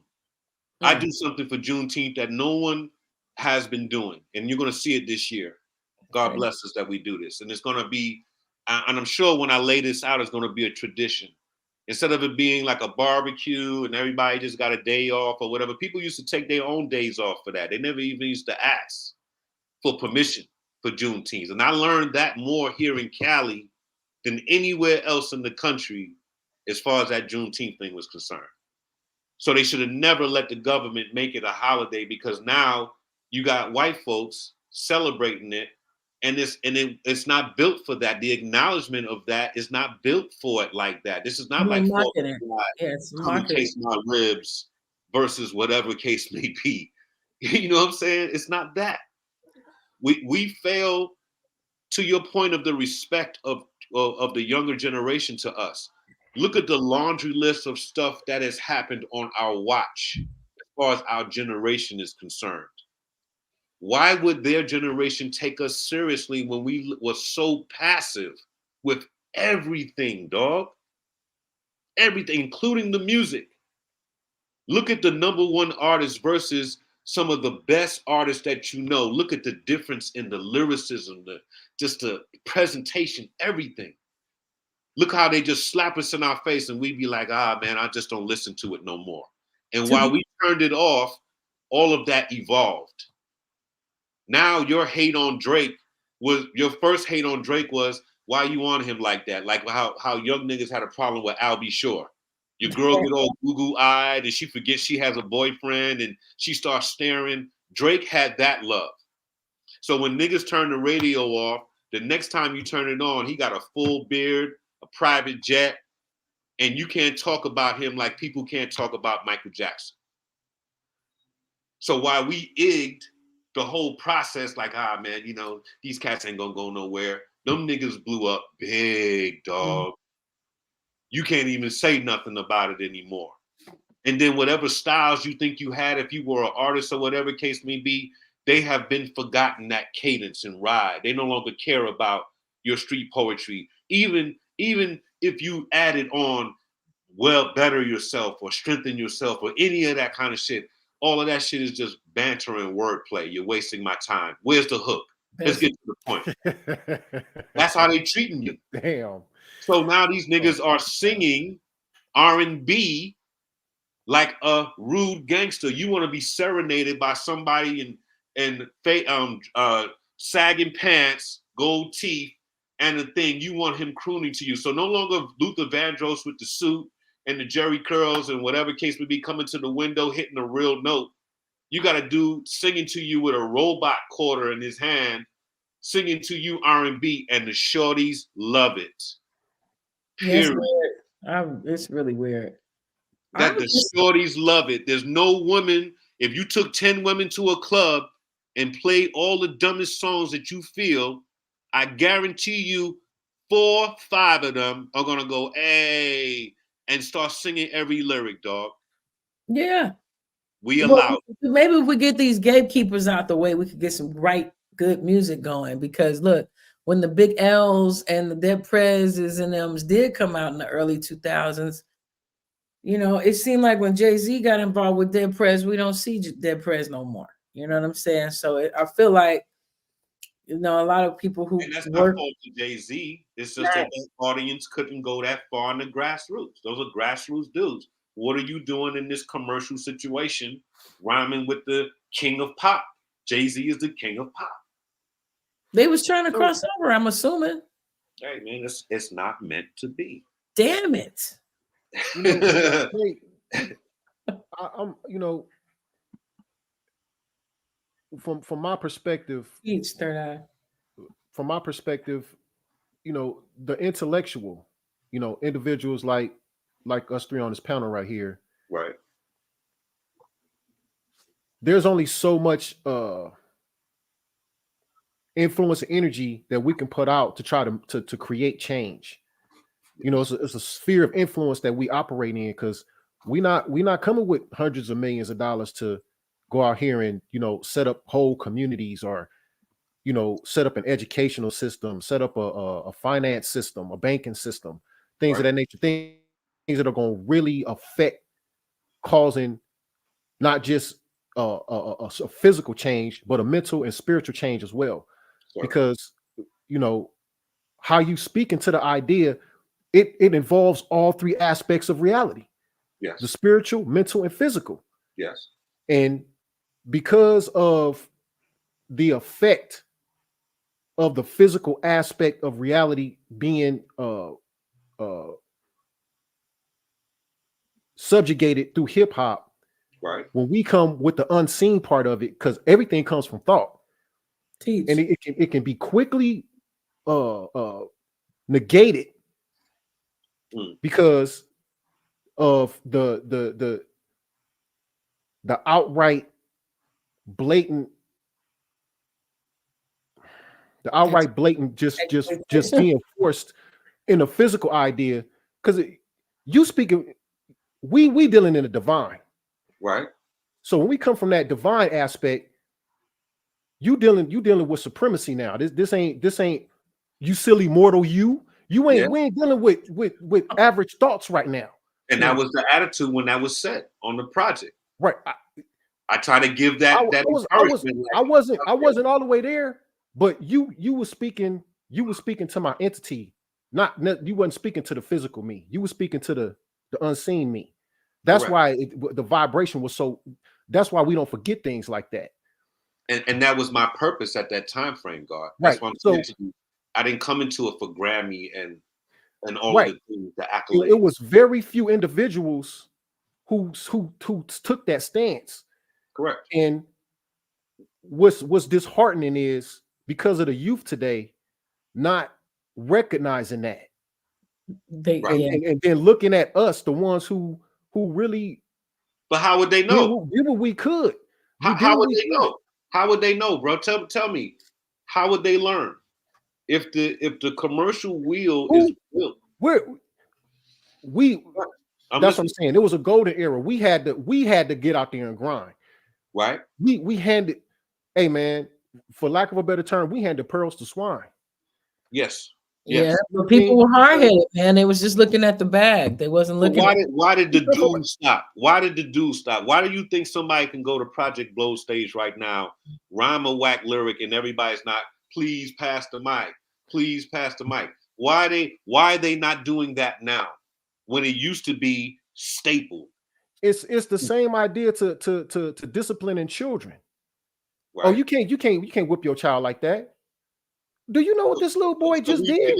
So you're saying he cussed at an elder. We don't come from the era where you can cuss at no damn elder, man. You get smacked in the mouth. Yeah, but hip hop was on the chopping block. They was talking about we finna take this music out of existence. we came so hard with the hip hop. Now it's a worldwide phenomenon. Every music genre got hip hop in it. Yeah, you can't listen to country. You can't listen to jazz. You can't listen to rock. Everything got some hip hop for that. Who do you answer to for that? If once they acknowledge you and say, okay, yeah, y'all were the OGs, what do they do from there? A special dance or clap their hands for you or bow or touch the ground? What do you want the young generation to do? All we asking for them to do is carry on the tradition and the same idea that you got it in. And how would that be? So if you were saying that to Rick Ross, what would it be? Rick Ross, stop rhyming about balling such and such and such. I want you to start talking about community building and Black Wall Street and so on and so on. Is that how that is signified, where he's respecting what you say? Or what would you say to Rick Ross right now, bro? I would ask Rick Ross, how do you want your great-grandchildren to remember you? For always having money on the table, several properties, and ignoring what people think of a cat. Labels hired me to write a script of a fat dude from Florida who was balling out of control. So I filled in the role, and I wrote several albums, and they paid me millions of dollars. So while people are caught up on listening to the music and thinking that that's his actual character, he was hired to do a role. Do we curse out Denzel for playing Frank Lucas? Do we curse out somebody for playing the evil dictator of the world and cutting people's heads off, or whatever case may be? We accept the role, and either we like the acting or we didn't. So there's really nothing you can say to Rick Ross from a generational standpoint of hip hop, because he didn't come in through that doorway. He came in through the back door and said, "Yo, man, I'll take that check." Everybody in the front seems to be protesting about this hip hop thing. I came in the back, and I want to show you that I'll take that slot, man. I ain't got no problem. So as Rick Ross comes through the front door now, walking past you, and y'all still in the front with the picket signs, real hip hop, real hip hop. Teach. This nigga's pulling out in the Bugatti, going to enjoy his life and tell his kids, like you're saying, I got in there and got what I needed, and I'm still here as a real man and a real nigga to my family. And that'll be the end of the conversation. No lyrics and content to be analyzed for anything, because you're only listening to the hook. I like the song that he did, Every Day I'm Hustling, but I couldn't sing a word to you. Right. But I love the hook. Every day I'm hustling. I couldn't sing a word to you, but I know that hook off the gate. And that becomes the scripture that programs us. Right. So you got 15 years of that to battle, and still been standing in front of the hip hop brick and mortar protesting. That's not real hip hop. And another one walks by, Sexy Red, a Drake, a Nicki Minaj. Keep walking out, and we still protesting. Y'all, they don't sound like real lyrics to me. But no one has said, damn, we got a lot of people here. If everybody took $100 and we put it into one building and chose the best champions of all of our neighborhoods, then we can buy our own records and listen to our own radio station and do whatever it is. And we don't have to worry about what they're doing down the street. This is us being nosy in a game that's not built for us, bro. Teach. I couldn't care less about what them niggas talk about on their music. I know where I'm coming from. Yeah. But I don't care nothing about what y'all talk about. You're going to look real stupid when they compare lyrics, when everybody's dead and gone, and they say, hey, let's read some lyrics from 19 whatever the hell in 2000. And you say, oh, my cock and my this and my such, and I lick it and I do. And then you got to read stuff like the God lyrics. And you break it down deeper than Atlantis, deep such and such, Moses, and all this other thing. And they say, well, damn, I'm getting a lot of more study points here. What is in the leg bar? What is a this? Who is a Thutmosis? Such and such and such. So I say, yo, man, don't trip. We may not be living around when they appreciate the lyrics. All you got to do is continue to put it down and make sure there's evidence. Don't worry about what somebody else is eating, or even how much influence they have on others. Wonder how much power we have to break the programming. If you don't have enough power to break the programming, then shut up. Because it's basically ego, the fact that you want to be out there. But if you can come in and say, yo, man, I'm not just a Steve Kerr, I'm a Stephen Curry. I can throw it from the half court, homie, behind with my eyes closed. You want me on the championship squad to go for the ring for the intelligent people of the world. If you're that kind of artist, it's time for you to be out here now. If you just mad that somebody else got the situation and you just talk positive and you say, well, my rap is better than his, stay home, man. Stay home. We came with a full movement. So if the record label, we were successful or not, guess what? We still do movement business the next day, regardless if the record was a hit or not, dog. It didn't matter. Right. We didn't trip like off of that. It was about the message. We wanted the message out. That is correct. Please click like, y'all. Click the like button. It helps the algorithms. Brother Jay, do you have what's your Spotify info? Or can they just type in Brother Jay? They just type in X-Clan. I made it. I dedicated the page to the body of work because that's what I've done it under. So X-Clan, and they'll see the catalogs from East Blackwoods all the way to Mainstream Outlaws. It's 5 albums.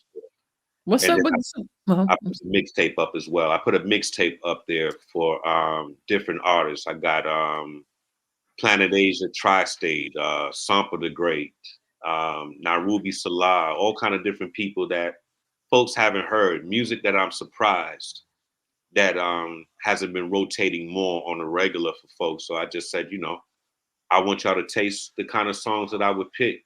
You know what I'm saying? Classics, some new stuff, but just, you know, on a level decent. It's not as censored as I would regularly have it, but there's no one cursing you out and disrespecting your household. So, you know, it's something that you can bump in your house and you'll have to turn down and be like, oh my God, what is he talking about? Any collabs? Any collabos? I saw Timothy Taylor. Seemed like y'all was kind of connecting. Y'all got a song or two together? That would be. Me and Wise did something on his album with a reggae artist back in the days, but I'm planning to work something nice with him. You know what I'm saying? I've always wanted to do something solid with Wise, even past that. We used to tour more together back in the days.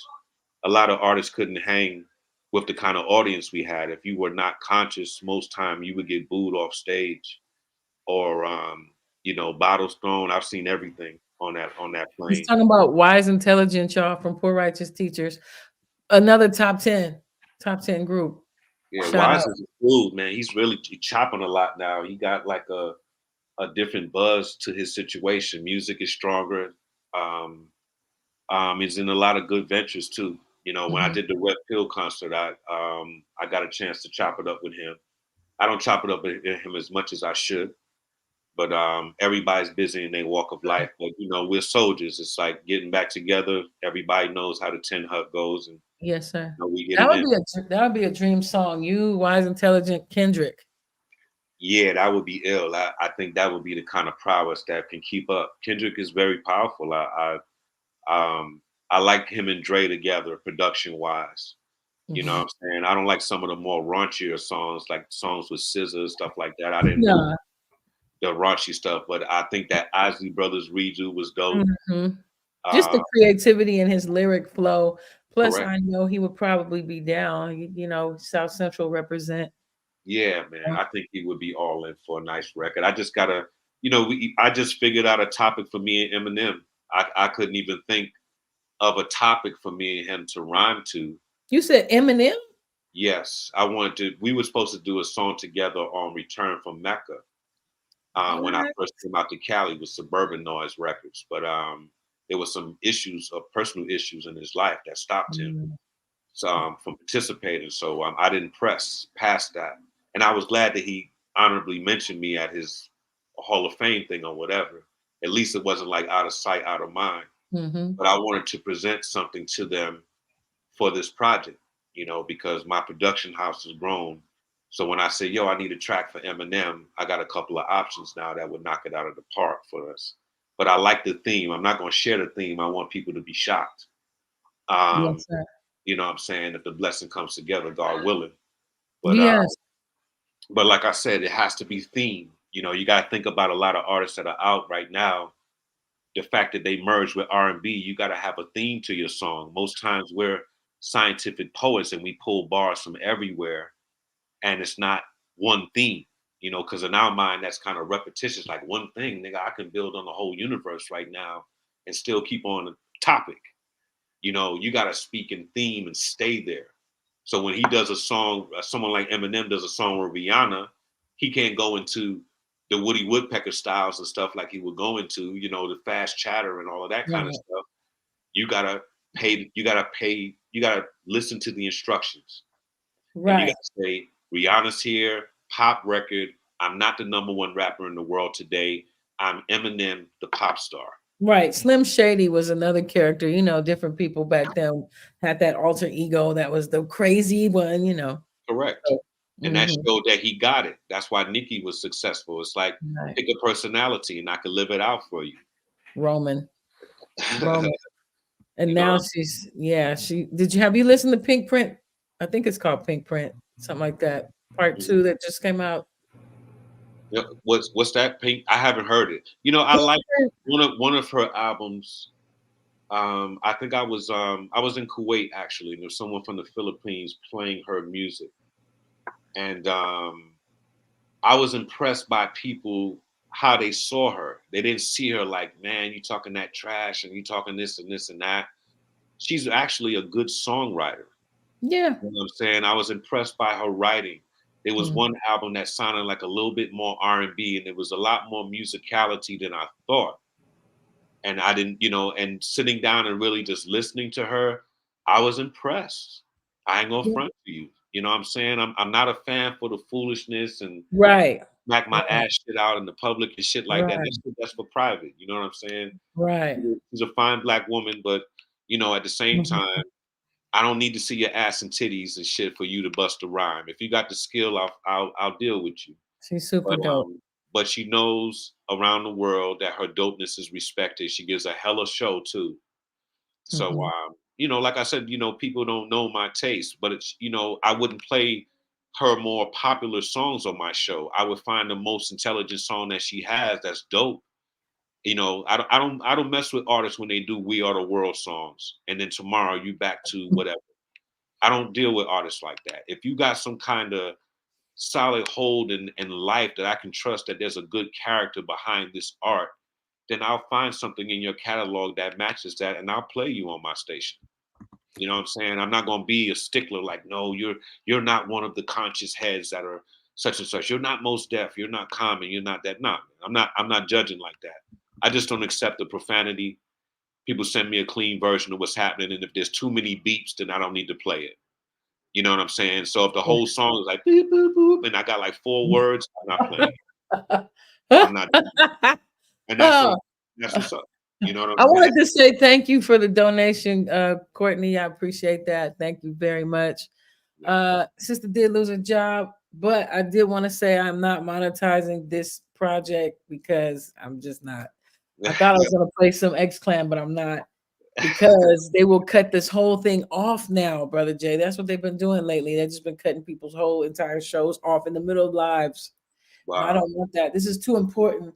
Your message is too important to get cut off. So. I understand. There's like rules to these things, and they're changing. They've gotten way more strict. Yeah, because you know they're needed now. YouTube is like, let me go to YouTube and learn. True, man. It's true. The influence is real. Wall on the wall. Go to YouTube and get the instructions on how to screw the shit in the wall. So they now are needed. When they were building, it was like, come and build your own channel. We'll be Now it's like, you know, we'll cut you off in the middle of your shit if it doesn't meet our guidelines. That's what happened. Oh my God. I want to know who sets the guidelines. You know, there's weird people who make strange divisions and things, man. So I'm like, who's writing the guidelines and what indicates I can't be on here? Because I've seen some raunchy ass things on YouTube. So when you tell a cat don't curse, but you got a paid advertisement with someone doing a booty song, but you accept the paid advertisement and you will play it, but you tell us don't curse and don't say whatever. A beer, alcohol is cursing me out for 16 bars, whatever it is, and telling me all kinds of stuff that I don't care to see for, and you got me stuck for 15 seconds, 30 seconds, or whatever case may be. So this guideline is sort of like the Constitution, like it works for some and don't work for the others. You know what I'm saying? So that's in the midst of me being honest with everyone. If you be in my audience frame or not, this is what I'm learning right now. I'm learning. Your essence is fully that. Do you have like some things lined up for 2024, or is that you pacing that? Or well, I've started already with this mixtape thing. I'm just trying to get people tenderized to my frequency. You know, these are the kind of artists that you'll see around me and involved with the radio side of what's happening, but I want to prepare them for a different type of sound. I don't have a traditional boom bap sound that I'm going to hit you with. I'm not trying to hold a flag for the 90s. I'm here to rip the understanding different about how cats feel about conscious lyricism. I'm not just talking about conscious. A lot of conscious artists who will say something nice, but I'm from the Marines of that. You know, I'm one of the original dogs front line with that. So I'm going to show them how that sounds. So I'm really looking forward to dropping that. They will start getting material like February, March. We'll start launching it. But I want to see the numbers on the Spotify increase because I want the machine doubters to be pleased so they get out of my way. So they can say, well, Brother Jay has a zesty audience, you know, because that's how cats are brought to me now. Like, oh, he has 200,000 followers and he is such and such. You know, they're a leader in their ground and whatnot. So nothing that I've done has paid dues enough unless it is attached to figures. So as insulted as I am by that, I act the part of Which that. is why I'm so thankful that you came on my podcast, because we're still growing. We are growing though. Yes. And that's the key. Any love is respected as far as I'm concerned. I could have had 5 people on that Spotify. I didn't even know 70,000 people rock with me on that platform. And Definitely want to find you. I didn't even have a page up. And I'm already at a certain number. So I'm starting from whatever the quota may be. I'm already damn near to it. And I'm just saying, no, man, whatever the quota was, double it. I want to show you how people are in need of decency and peace in the vibration. I want to see the number get stupid for them. And then I want to give gifts of radio show, new album, shows and touring that they can be part of. Otherwise, who am I talking to? If I was to put something out, I have to have evidence that it's worth everyone's time as grown people, period. Pushing the music, working the music, all of that shit, you know? You've had to be the businessman and the artist, like That is most correct. of us nowadays. Business and art.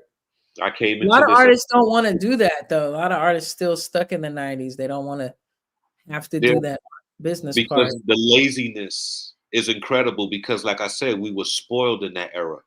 Oh, you don't have to do anything. Don't worry about artwork. We'll take the pictures. Here's a couple grand and we'll talk about it later on. And who you gonna argue with that? Someone just sat you and said, we'll take care of the cover, we'll take care of this, we'll take care of that. Nah, man. I've been doing my own artwork, designing it, touring. I paid You for my book your own shows. shows too, Brother Jay? My own shows too. Because once you go on the run, you make relationships. So if you come back and say, yo, I can bring me, Pharoah Monch, Wise Intelligent, a couple other people, you can just deal directly with my agency and let's cut the game. Let's cut the fat. Damn. Yeah, because now we're worth now. You know, we're relics now. We're the OJs. We're the Temptations. We're those people now. So now I can come and say, yo, I got a package for you that you can't refuse. And everybody numbers are fair enough for you to do this and not have a problem. Shit, if you pay some of these young cats to come in here for 50 grand, 100 grand, and you only doing a couple of minutes, then you should be able to well compensate the people that I would have on here that still have an audience. So if there's not a proof of an audience, you can't make that kind of boasting claim. You feel me? So you gotta show the data to show who your audience is, what gender, what demographic. Correct. So you know, I do that for this too. I have to do that. So this time of the year was perfect. Kwanzaa coming into Black History Month. Everybody's looking up. I heard about X-Clan. Go listen to X-Clan, Black History. Come on. So I said, you know, let me give my gifts where you're programmed to accept Blackness. Let me do this. And then when you see me celebrating all year long, because you may be a new audience member, like, oh, I like this guy. You know, he talks about the people. It's not offensive. And then you see, okay, Black History Month done. There's probably nothing else coming. No, I do this every day. So if it's not in the public, then I give you principles that you can practice every day, that you can walk. You don't need a Brother Jay anymore. You know what I'm saying? You can walk with some of the principles off the music. When you click on my shit, you're going to be inspired to do something different. If artists are not writing like that and you're just still being a vocabulary buster, don't come in the game. You're going to make it worse for us. Okay? Once you're corny doing that and you claim not to be what they are and you claim to be conscious and your shit is really whack, you make it worse for us. So I'm a gatekeeper in that world as well. I don't want to see anything that has not, you know, that's not sitting on that you know, that veteran Rushmore, like, yo, dog, you know, I still got it and I'm still active and I'm still willing. Don't come here with, man, you know, I've always wanted to. You come in because that fire is still burning in your chest and you know that there's a mission to accomplish. All right. Because like I said, it's front line. If you're not a soldier willing, if you ain't got your gun ready to run up off the beach and run up and get all the heads and shit, then you don't need to be here because we're at war with ignorance, dog. Like you said earlier, my enemy is ignorance. And I stated that.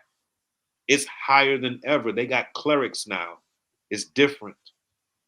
So we have to fight stronger, and I need heads with me. This is really like Lord of the Rings. I'm gathering heads, and we fighting the orcs. There's like a million orcs at the door, son, and we got a small castle, but no one knows our warriors. I got one cat here will run through 100 of whatever you consider to be the shit right now. I feel like that. Some of the lyricists in my camp, I feel they'll run through this game, but it's not about that. So my ego there can't even get off. Because this is not a battle, okay? This is a battle for the deprogramming to get off people's heads. But outside of that, the word battle is weak. At the end of the day, when they're roasted and laying on the floor, they get up and still make millions of dollars, and we go back to whatever mediocre existence that conscious rappers are handed. I want that to end.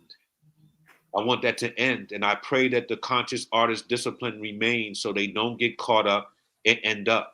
Look what it did to Tupac. If you stayed away, okay, you were raised as a Panther cub, homie. That's how I met him and knew him. F the records. I know the Shakur family. All right. I met you in the movement. So for the game to twist you up to make you a over pimp, because we all have the pimping on us, man. The pimping is the force, man. All right. But you over pimped and oversold yourself in that industry. Now you're known as the Elvis for, I wonder why they call you bitch. I wonder why they call you bitch. You know for that more so than the militant knowledge that you got in your head as a soldier raised. That's bugged out to me, man. I'm just being 1,000, man. No, can y'all hear me? Yes. Oh, yeah. I just want to share, you know, like I shared that brothers like you are truly appreciated from that era, man. It's you know, all praise be to our divine Father that you still with us, able to share your experiences, able to be tapped into, sir, because you are you are a wellspring of not just knowledge, but you know, just motivation, man. You know, my will is that in the very near future, yes, you know, we have brothers like you that have that wherewithal, yes, you know, along with brothers like Chuck D and you know, Wise Intelligent, you know, brothers from that ilk. yes, Bring those minds together, yes, and then just start being that gravitational pull that just start pulling in the like-minded individuals. And it don't matter how what. do we protect that? How do we protect that? Because they literally disillusioned all of us. Well, that that's a divinely inspired idea. yes. Protection is built in. Yes. We protect it because ignorance is just not going to be attracted to it. So everything that we're supposed to have with it is going to automatically be attracted to it. Yes. And everything that isn't that is just going to die off, because the time is over for ignorance. Had its time. It had its reign. Yes. We are now in the information era. Well, in the era of truth. Truth is now the commodity. Yes. You know, Brother Jay been speaking to the idea like this ain't about money. It's not. It's going to be about the wealth exchange is going to be information and knowledge. What can I learn from you, sir? Yes. What are you going to teach me? Spiritual. Right. What am I going to get out of this exchange beyond just some paper or some material existence? Because this is finite. I'm looking for infinity now. Truth is never ending. So break me off. Yeah. And my will is that, you know, in a very near future, which I know is coming to pass because it's already been written. It's in scripture. However, the time now for truth to be the focal point, to be the gathering. Yes. You know, this particular, you know, conversation we having, this is going to be a starting point, or it's already started, because you've already been making your rounds. I done seen enough podcasts where you've been, you know, giving up the goods. Yes. And you know, all there's starting to become a movement of youth who looking to experience the future, because the way things are going, they know we ain't going to experience no future. We keep going down this same stupid path we've been on. Yeah, but they have to, certainly, brother, and they have to understand commitment.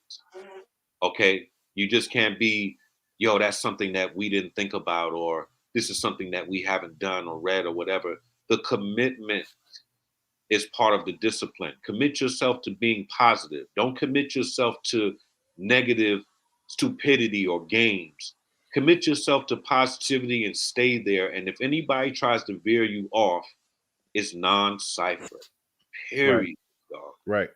And staying on just that simple path alone. If you go sign a record deal and someone says, hey, you got to stay extra hours and pour pancake syrup in the crack of my ass, that's non-cipher.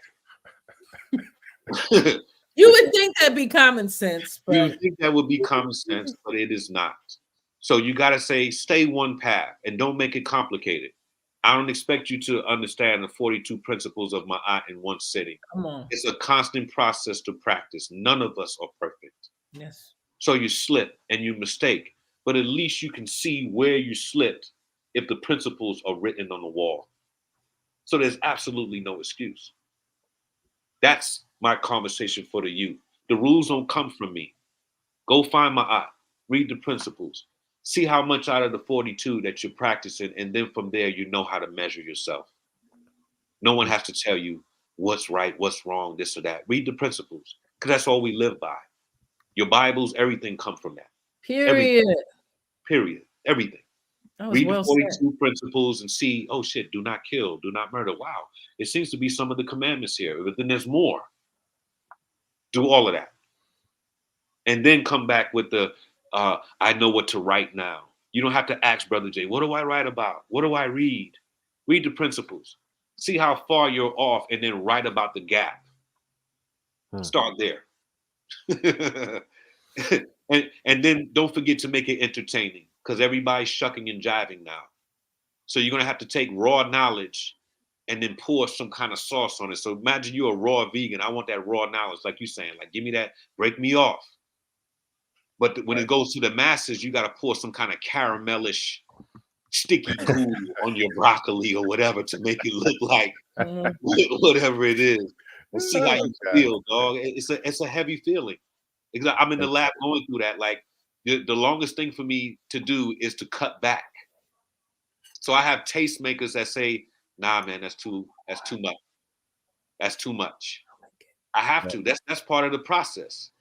Because if you go out there raw as hell, you're gonna go over people's heads and it makes no sense, and it's not gonna make a sale. Right. Okay. So you gotta stay in melody, stay in harmony, but you don't have to be layman term. Layman term means a duh, like Gomer Pyle, dog. And there's no use for an intelligent person to have to go down that far. But you have to relate. Most conscious people are hermits and recluse because we're tired of the world. So when you speak from that plane, you're sounding like you don't get out to play much. So you got to get out of that. You may have to go make a couple of Spotify mixtapes and go tell people click and do whatever just to say, I'll do it just like y'all played the game. But when the audience is back in service and back in circle, like how we had it with Black Watch, and you know, when we used to move around the country, we didn't need people to hire us for shows. That's why you don't see a lot of footage on us. We were able to go to communities, and the movement would pay for the shows themselves, and we show up. And we got 1,000 people, straight up, men, woman, child, come there and enjoy our stuff. And it's not on the grid. It wasn't advertised on the radio. It wasn't posters all at the record shop and all of that stuff. The people did that. We didn't do that. I'm sure George Clinton will tell you that. Caravans of people following, like the tour bus was the mothership, going from town to town to make sure that the houses was packed all the time. That's how powerful your lyrics have to be in order to attract people. I see your caddy there. Excellent. I just wanted you to see that we was inspired by your to the East Black. That's a time machine. They said, Hey, family, I Sold out. don't mean to cut it short. I do have another situation I have to take care of. However, I just want to share my thanks and appreciation to the God and the goddess. I look forward to many more conversations, and I'm most definitely gonna be on that Spotify list, Brother Jay. And I'm gonna be looking forward to your situation. You gonna be doing a podcast as well, correct? Yes, I'm sure gonna be looking for that. Streams of consciousness that I'll be doing, and it's gonna be a very interesting roundtable. Most definitely. That's what I was trying to get to. Thank you, 14, for joining in today. Yeah, I'm glad most you're here definitely as well. Brother. Yes, sir. Yes, sir. Yes.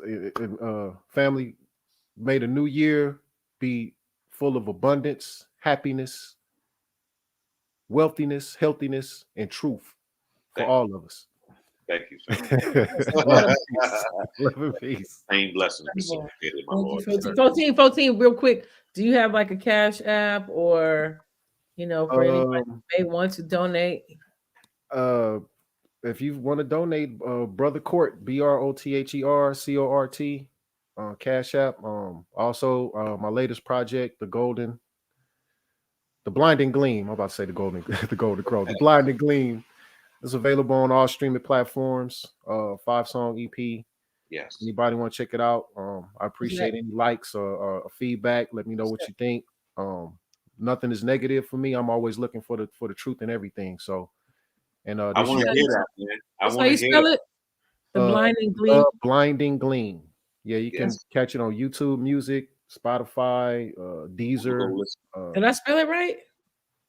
That's correct. Yes, the Blinding Gleam. Yeah, yeah. Yes. 14. Let me spell that. 14. Sir, I mean, 14 was that? What was that? 14. 14 Gold Crow Carrot. Gold Crow. I'm glad to see the evolution of the crows, man. Y'all, I used to build with Zagu and them, man. And big up to Baku and shit. I love y'all, and y'all have some monster in your circle, dog. Thank you, man. You know what I'm saying? I really thought. I mean, better than Blowed in certain places. You know what I'm saying? Well, I know y'all had rivals and shit.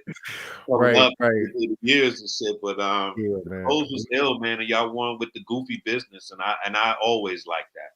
Most definitely, man. I hope I never forget the day Professor X came to the 4812. We ciphered that, man. He came over there and he blessed us with his presence, man, and he kicked it with us for like 2-3 hours, and we just was chilling. And yeah, he was out here with Krondon. Yeah, man. Damn, I ain't heard that yet.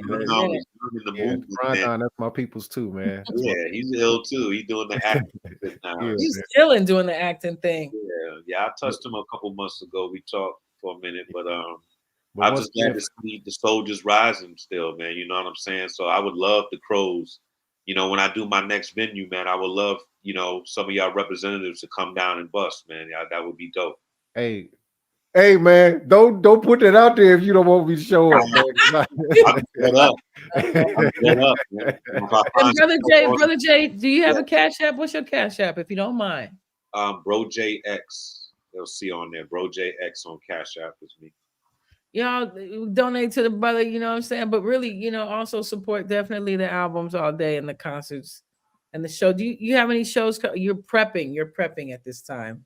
Yeah, as soon as we get I don't really put myself out for booking like that. I build shows and then partner with promoters. That's what that is incredible. Yeah, that's the best way to do it because it's not all on the promoter's neck anymore. So if we are combining together, then we should get a couple of cities that we can go and make our money back and make some extras. So, when you grow as an artist, you got to grow in the business as well. So I'm more interested in those kind of bookings nowadays than the regular waiting for you to like me or waiting for my buzz. If I bring you 3 bang artists that are undeniable and we can go get a nice venue and people are in respect of that in that region, we shouldn't have any problems. Most you know what I'm saying? In my mind.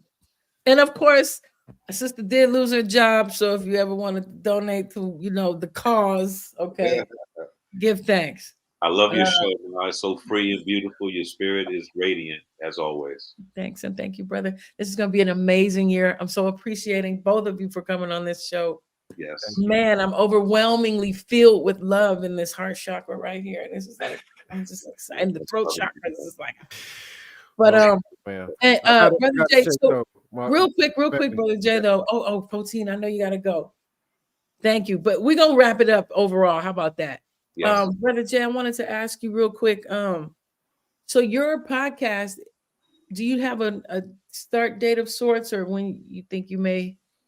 We are filming in the middle of February, from my understandings, 2 days ago. So we're starting to film. It'll be a film situation, and we're going to decide what platform we premiere on.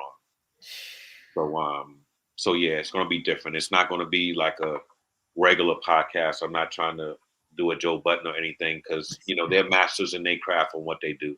Right on. We're going to put a little twist on it, and I think people will be very interested to tune into our program on a regular once we start. Well, I'm excited. You're very cerebral and massively creative. So I know it's going to be something that's going to be very exciting and entertaining. Thank you. I appreciate it. And you aging well, brother. I must say the music is making everybody slow down up in the movements of y'all. You look great. So do you, Protein. I must say, we are looking pretty good around here. Oh, good thanks. Good thanks. So on that note, this is the Tommy Cole Show. Thank you all for participating. I love it. Thank you, Third Eye Sire Supreme. I mean, gosh, man, I hope you've been reading these folks and what they've been saying. They have really just been supportive out here tonight. And Jabbar, thank you, brother Jabbar. Let me see who else. Los Angeles Jabbar Music. Dugan, I hope I'm saying it right. Mighty Might, thank you so much. And also, he's a subscriber. He subscribes. Yes. Yo, subscribe, y'all. You get perks when you subscribe. Yeah. And anybody else I may not have mentioned, thank you so much for tuning in. And for those who will get the replay, Brother Jay, my realm. I'm so excited. And Brother 14 joined the team. Thank you. Thank you. But all right, y'all, we're gonna get back into that YouTube streets, and until next time. Indeed, family. All right, and thank you again. Have a good evening. All rights reserved. Peace. Thank you. Good night, family. Good night. Peace. Thank you. Yay! Yay! Yay! Yay! Yay! Yay! Yay! 14, you out? You out, 14, huh? Okay. All right.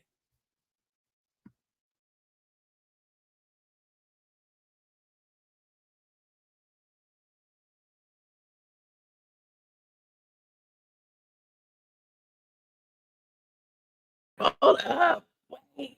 Almost. I think I'm about to play one of my songs. Man, wait a minute. Brother Jay blessed me up with some music. Hold on. Let me see if I can play this music. Brother Jay sent me an email. He said to my personal email, you know what I'm saying? Brother Jay, okay. Here we go. Let's see if we can play this. Will it play? Let's see if we can replay. Play. Let's see. Brother Jay sent this track. Let's see if we got hip hop. Got the jazz popping with the live instrumentals. That was just pretty dope. Let's check this one out. It's called Space People.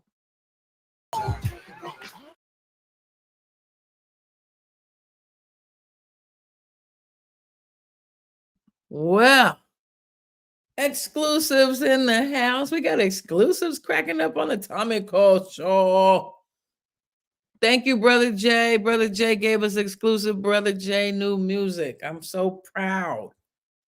Yeah, that's that real hip hop. I'm thankful. I'm very thankful. I'm thankful for the Brother Jay to come on my show. I'm honored that I've gotten to know this brother on a personal level to a degree, you know. When he mentioned Georgia Ann Muldrow. That's another child prodigy person who's a gifted, talented artist. Shout out. I had dinner at her house last weekend. It was really awesome. I know. I'm very thankful. I'm very spoiled, Third Eye Sire Supreme. Almost all my friends are extremely talented. Like I just keep people who have talent and beauty and intellect around me. It's a beautiful thing. Okay. And imagine, Third Eye, I used to have these people at my house for get-togethers all the time. I'd have Fat Jack and I'd have all these different people.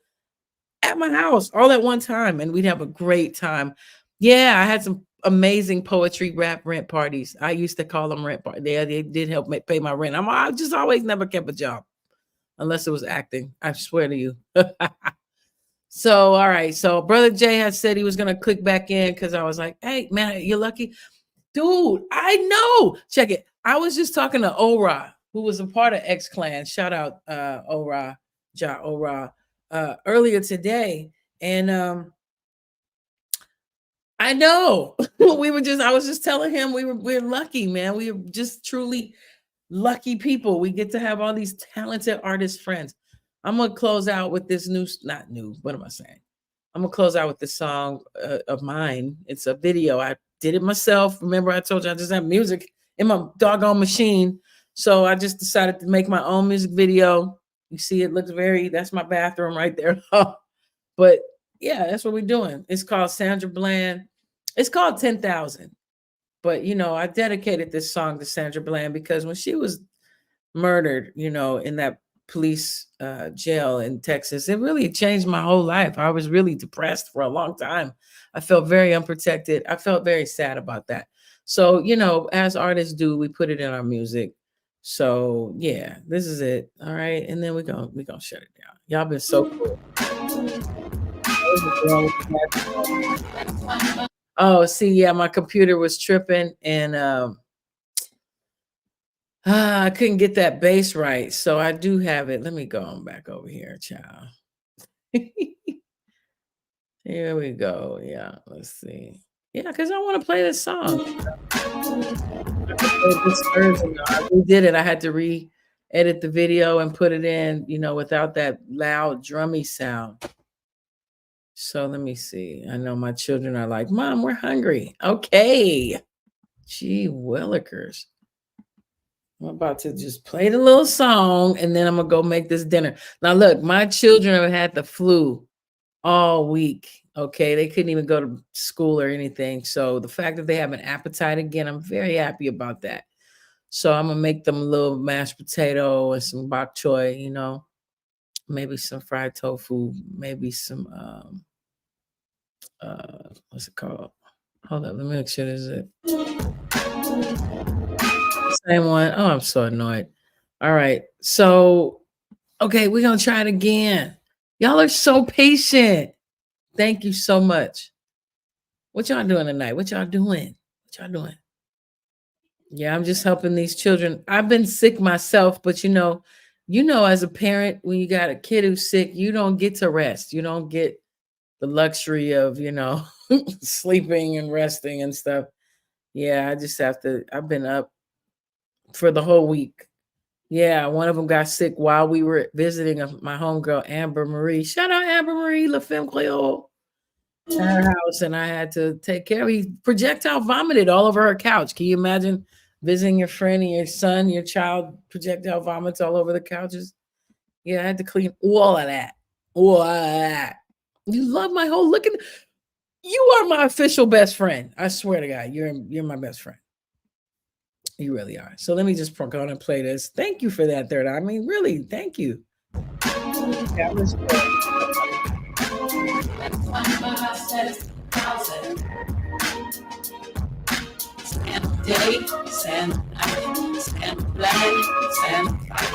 We work hard to see the light. No more motivation, but still we right. I swear, everybody who don't seem to care. There's volume 10 right there. It's me forever. That pain bucks us. I'm the #1 juror. Die will catch hellfire. No worries, no flurries. I'm resting my chest. The sound of a moon clip fills the press. There will be no more success. You're on the head of my least little ones. The sun will find you and melt your soul. Not from the head of my chin, does the hormones begin to get in. Sin within and impose the low. And you froze in time. Remember these cold ones, but I stand as 10,000. It's one, but I stand as 10,000. It's one, but I stand as 10,000. It's one, but I stand as 10,000. harder to reach when it rolls. The middle one will lead to self-control. Balance is harder to reach when it rolls. The middle one will lead to self-control. Balance is harder to reach when it rolls. The middle one will lead to self-control. Balance is harder to reach when it rolls. The middle one will lead to self-control. Balance is harder to reach when it rolls. The middle one will lead to self-control. Balance is harder to reach when it rolls. The middle one will lead to self-control.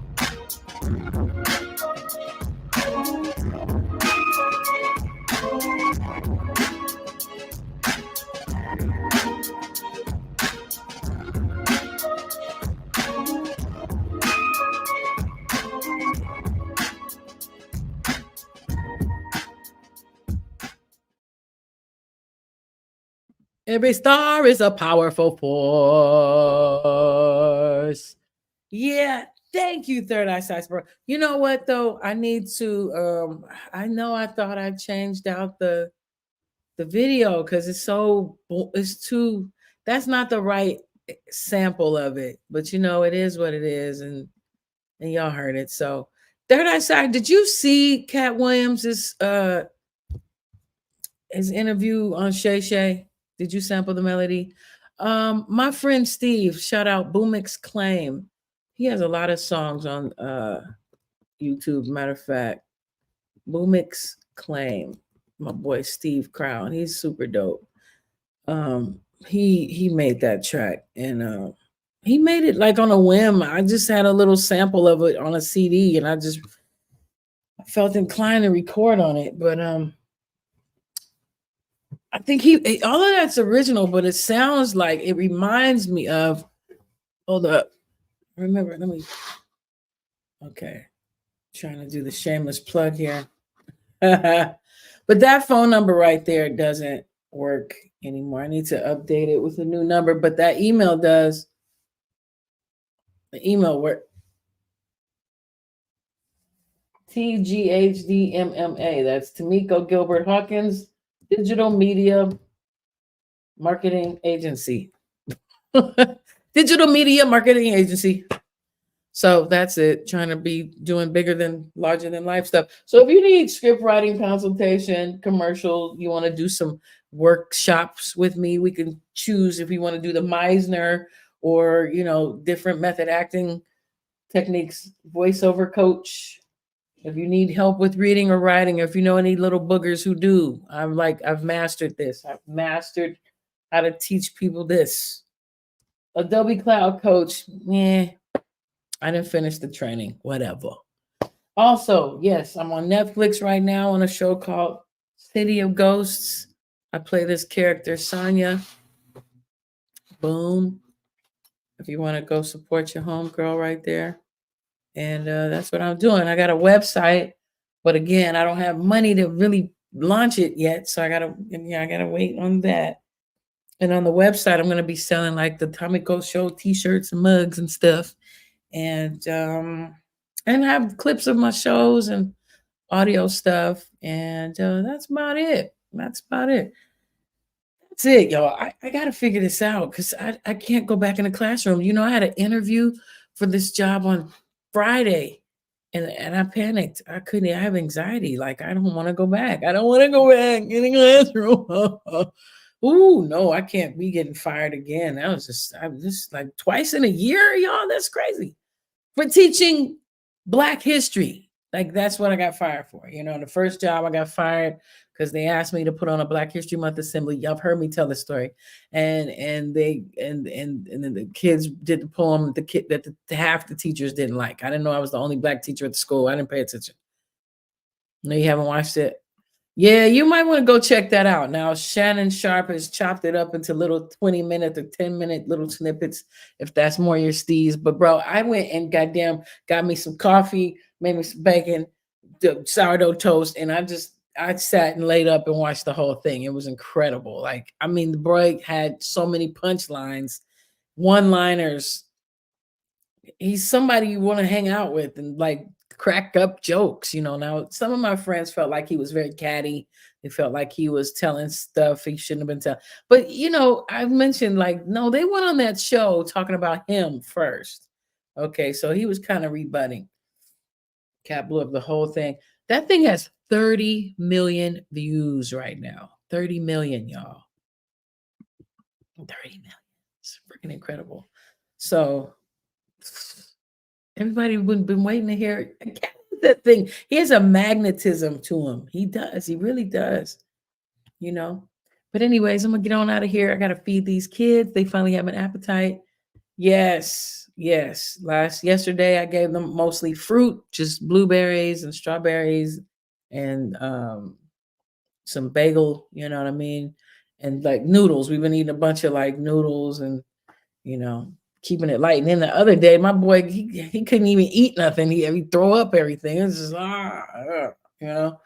So yeah, I've been slowly getting us back to eating. All of us. I had the flu too, like a couple weeks ago. Anybody had a flu out there?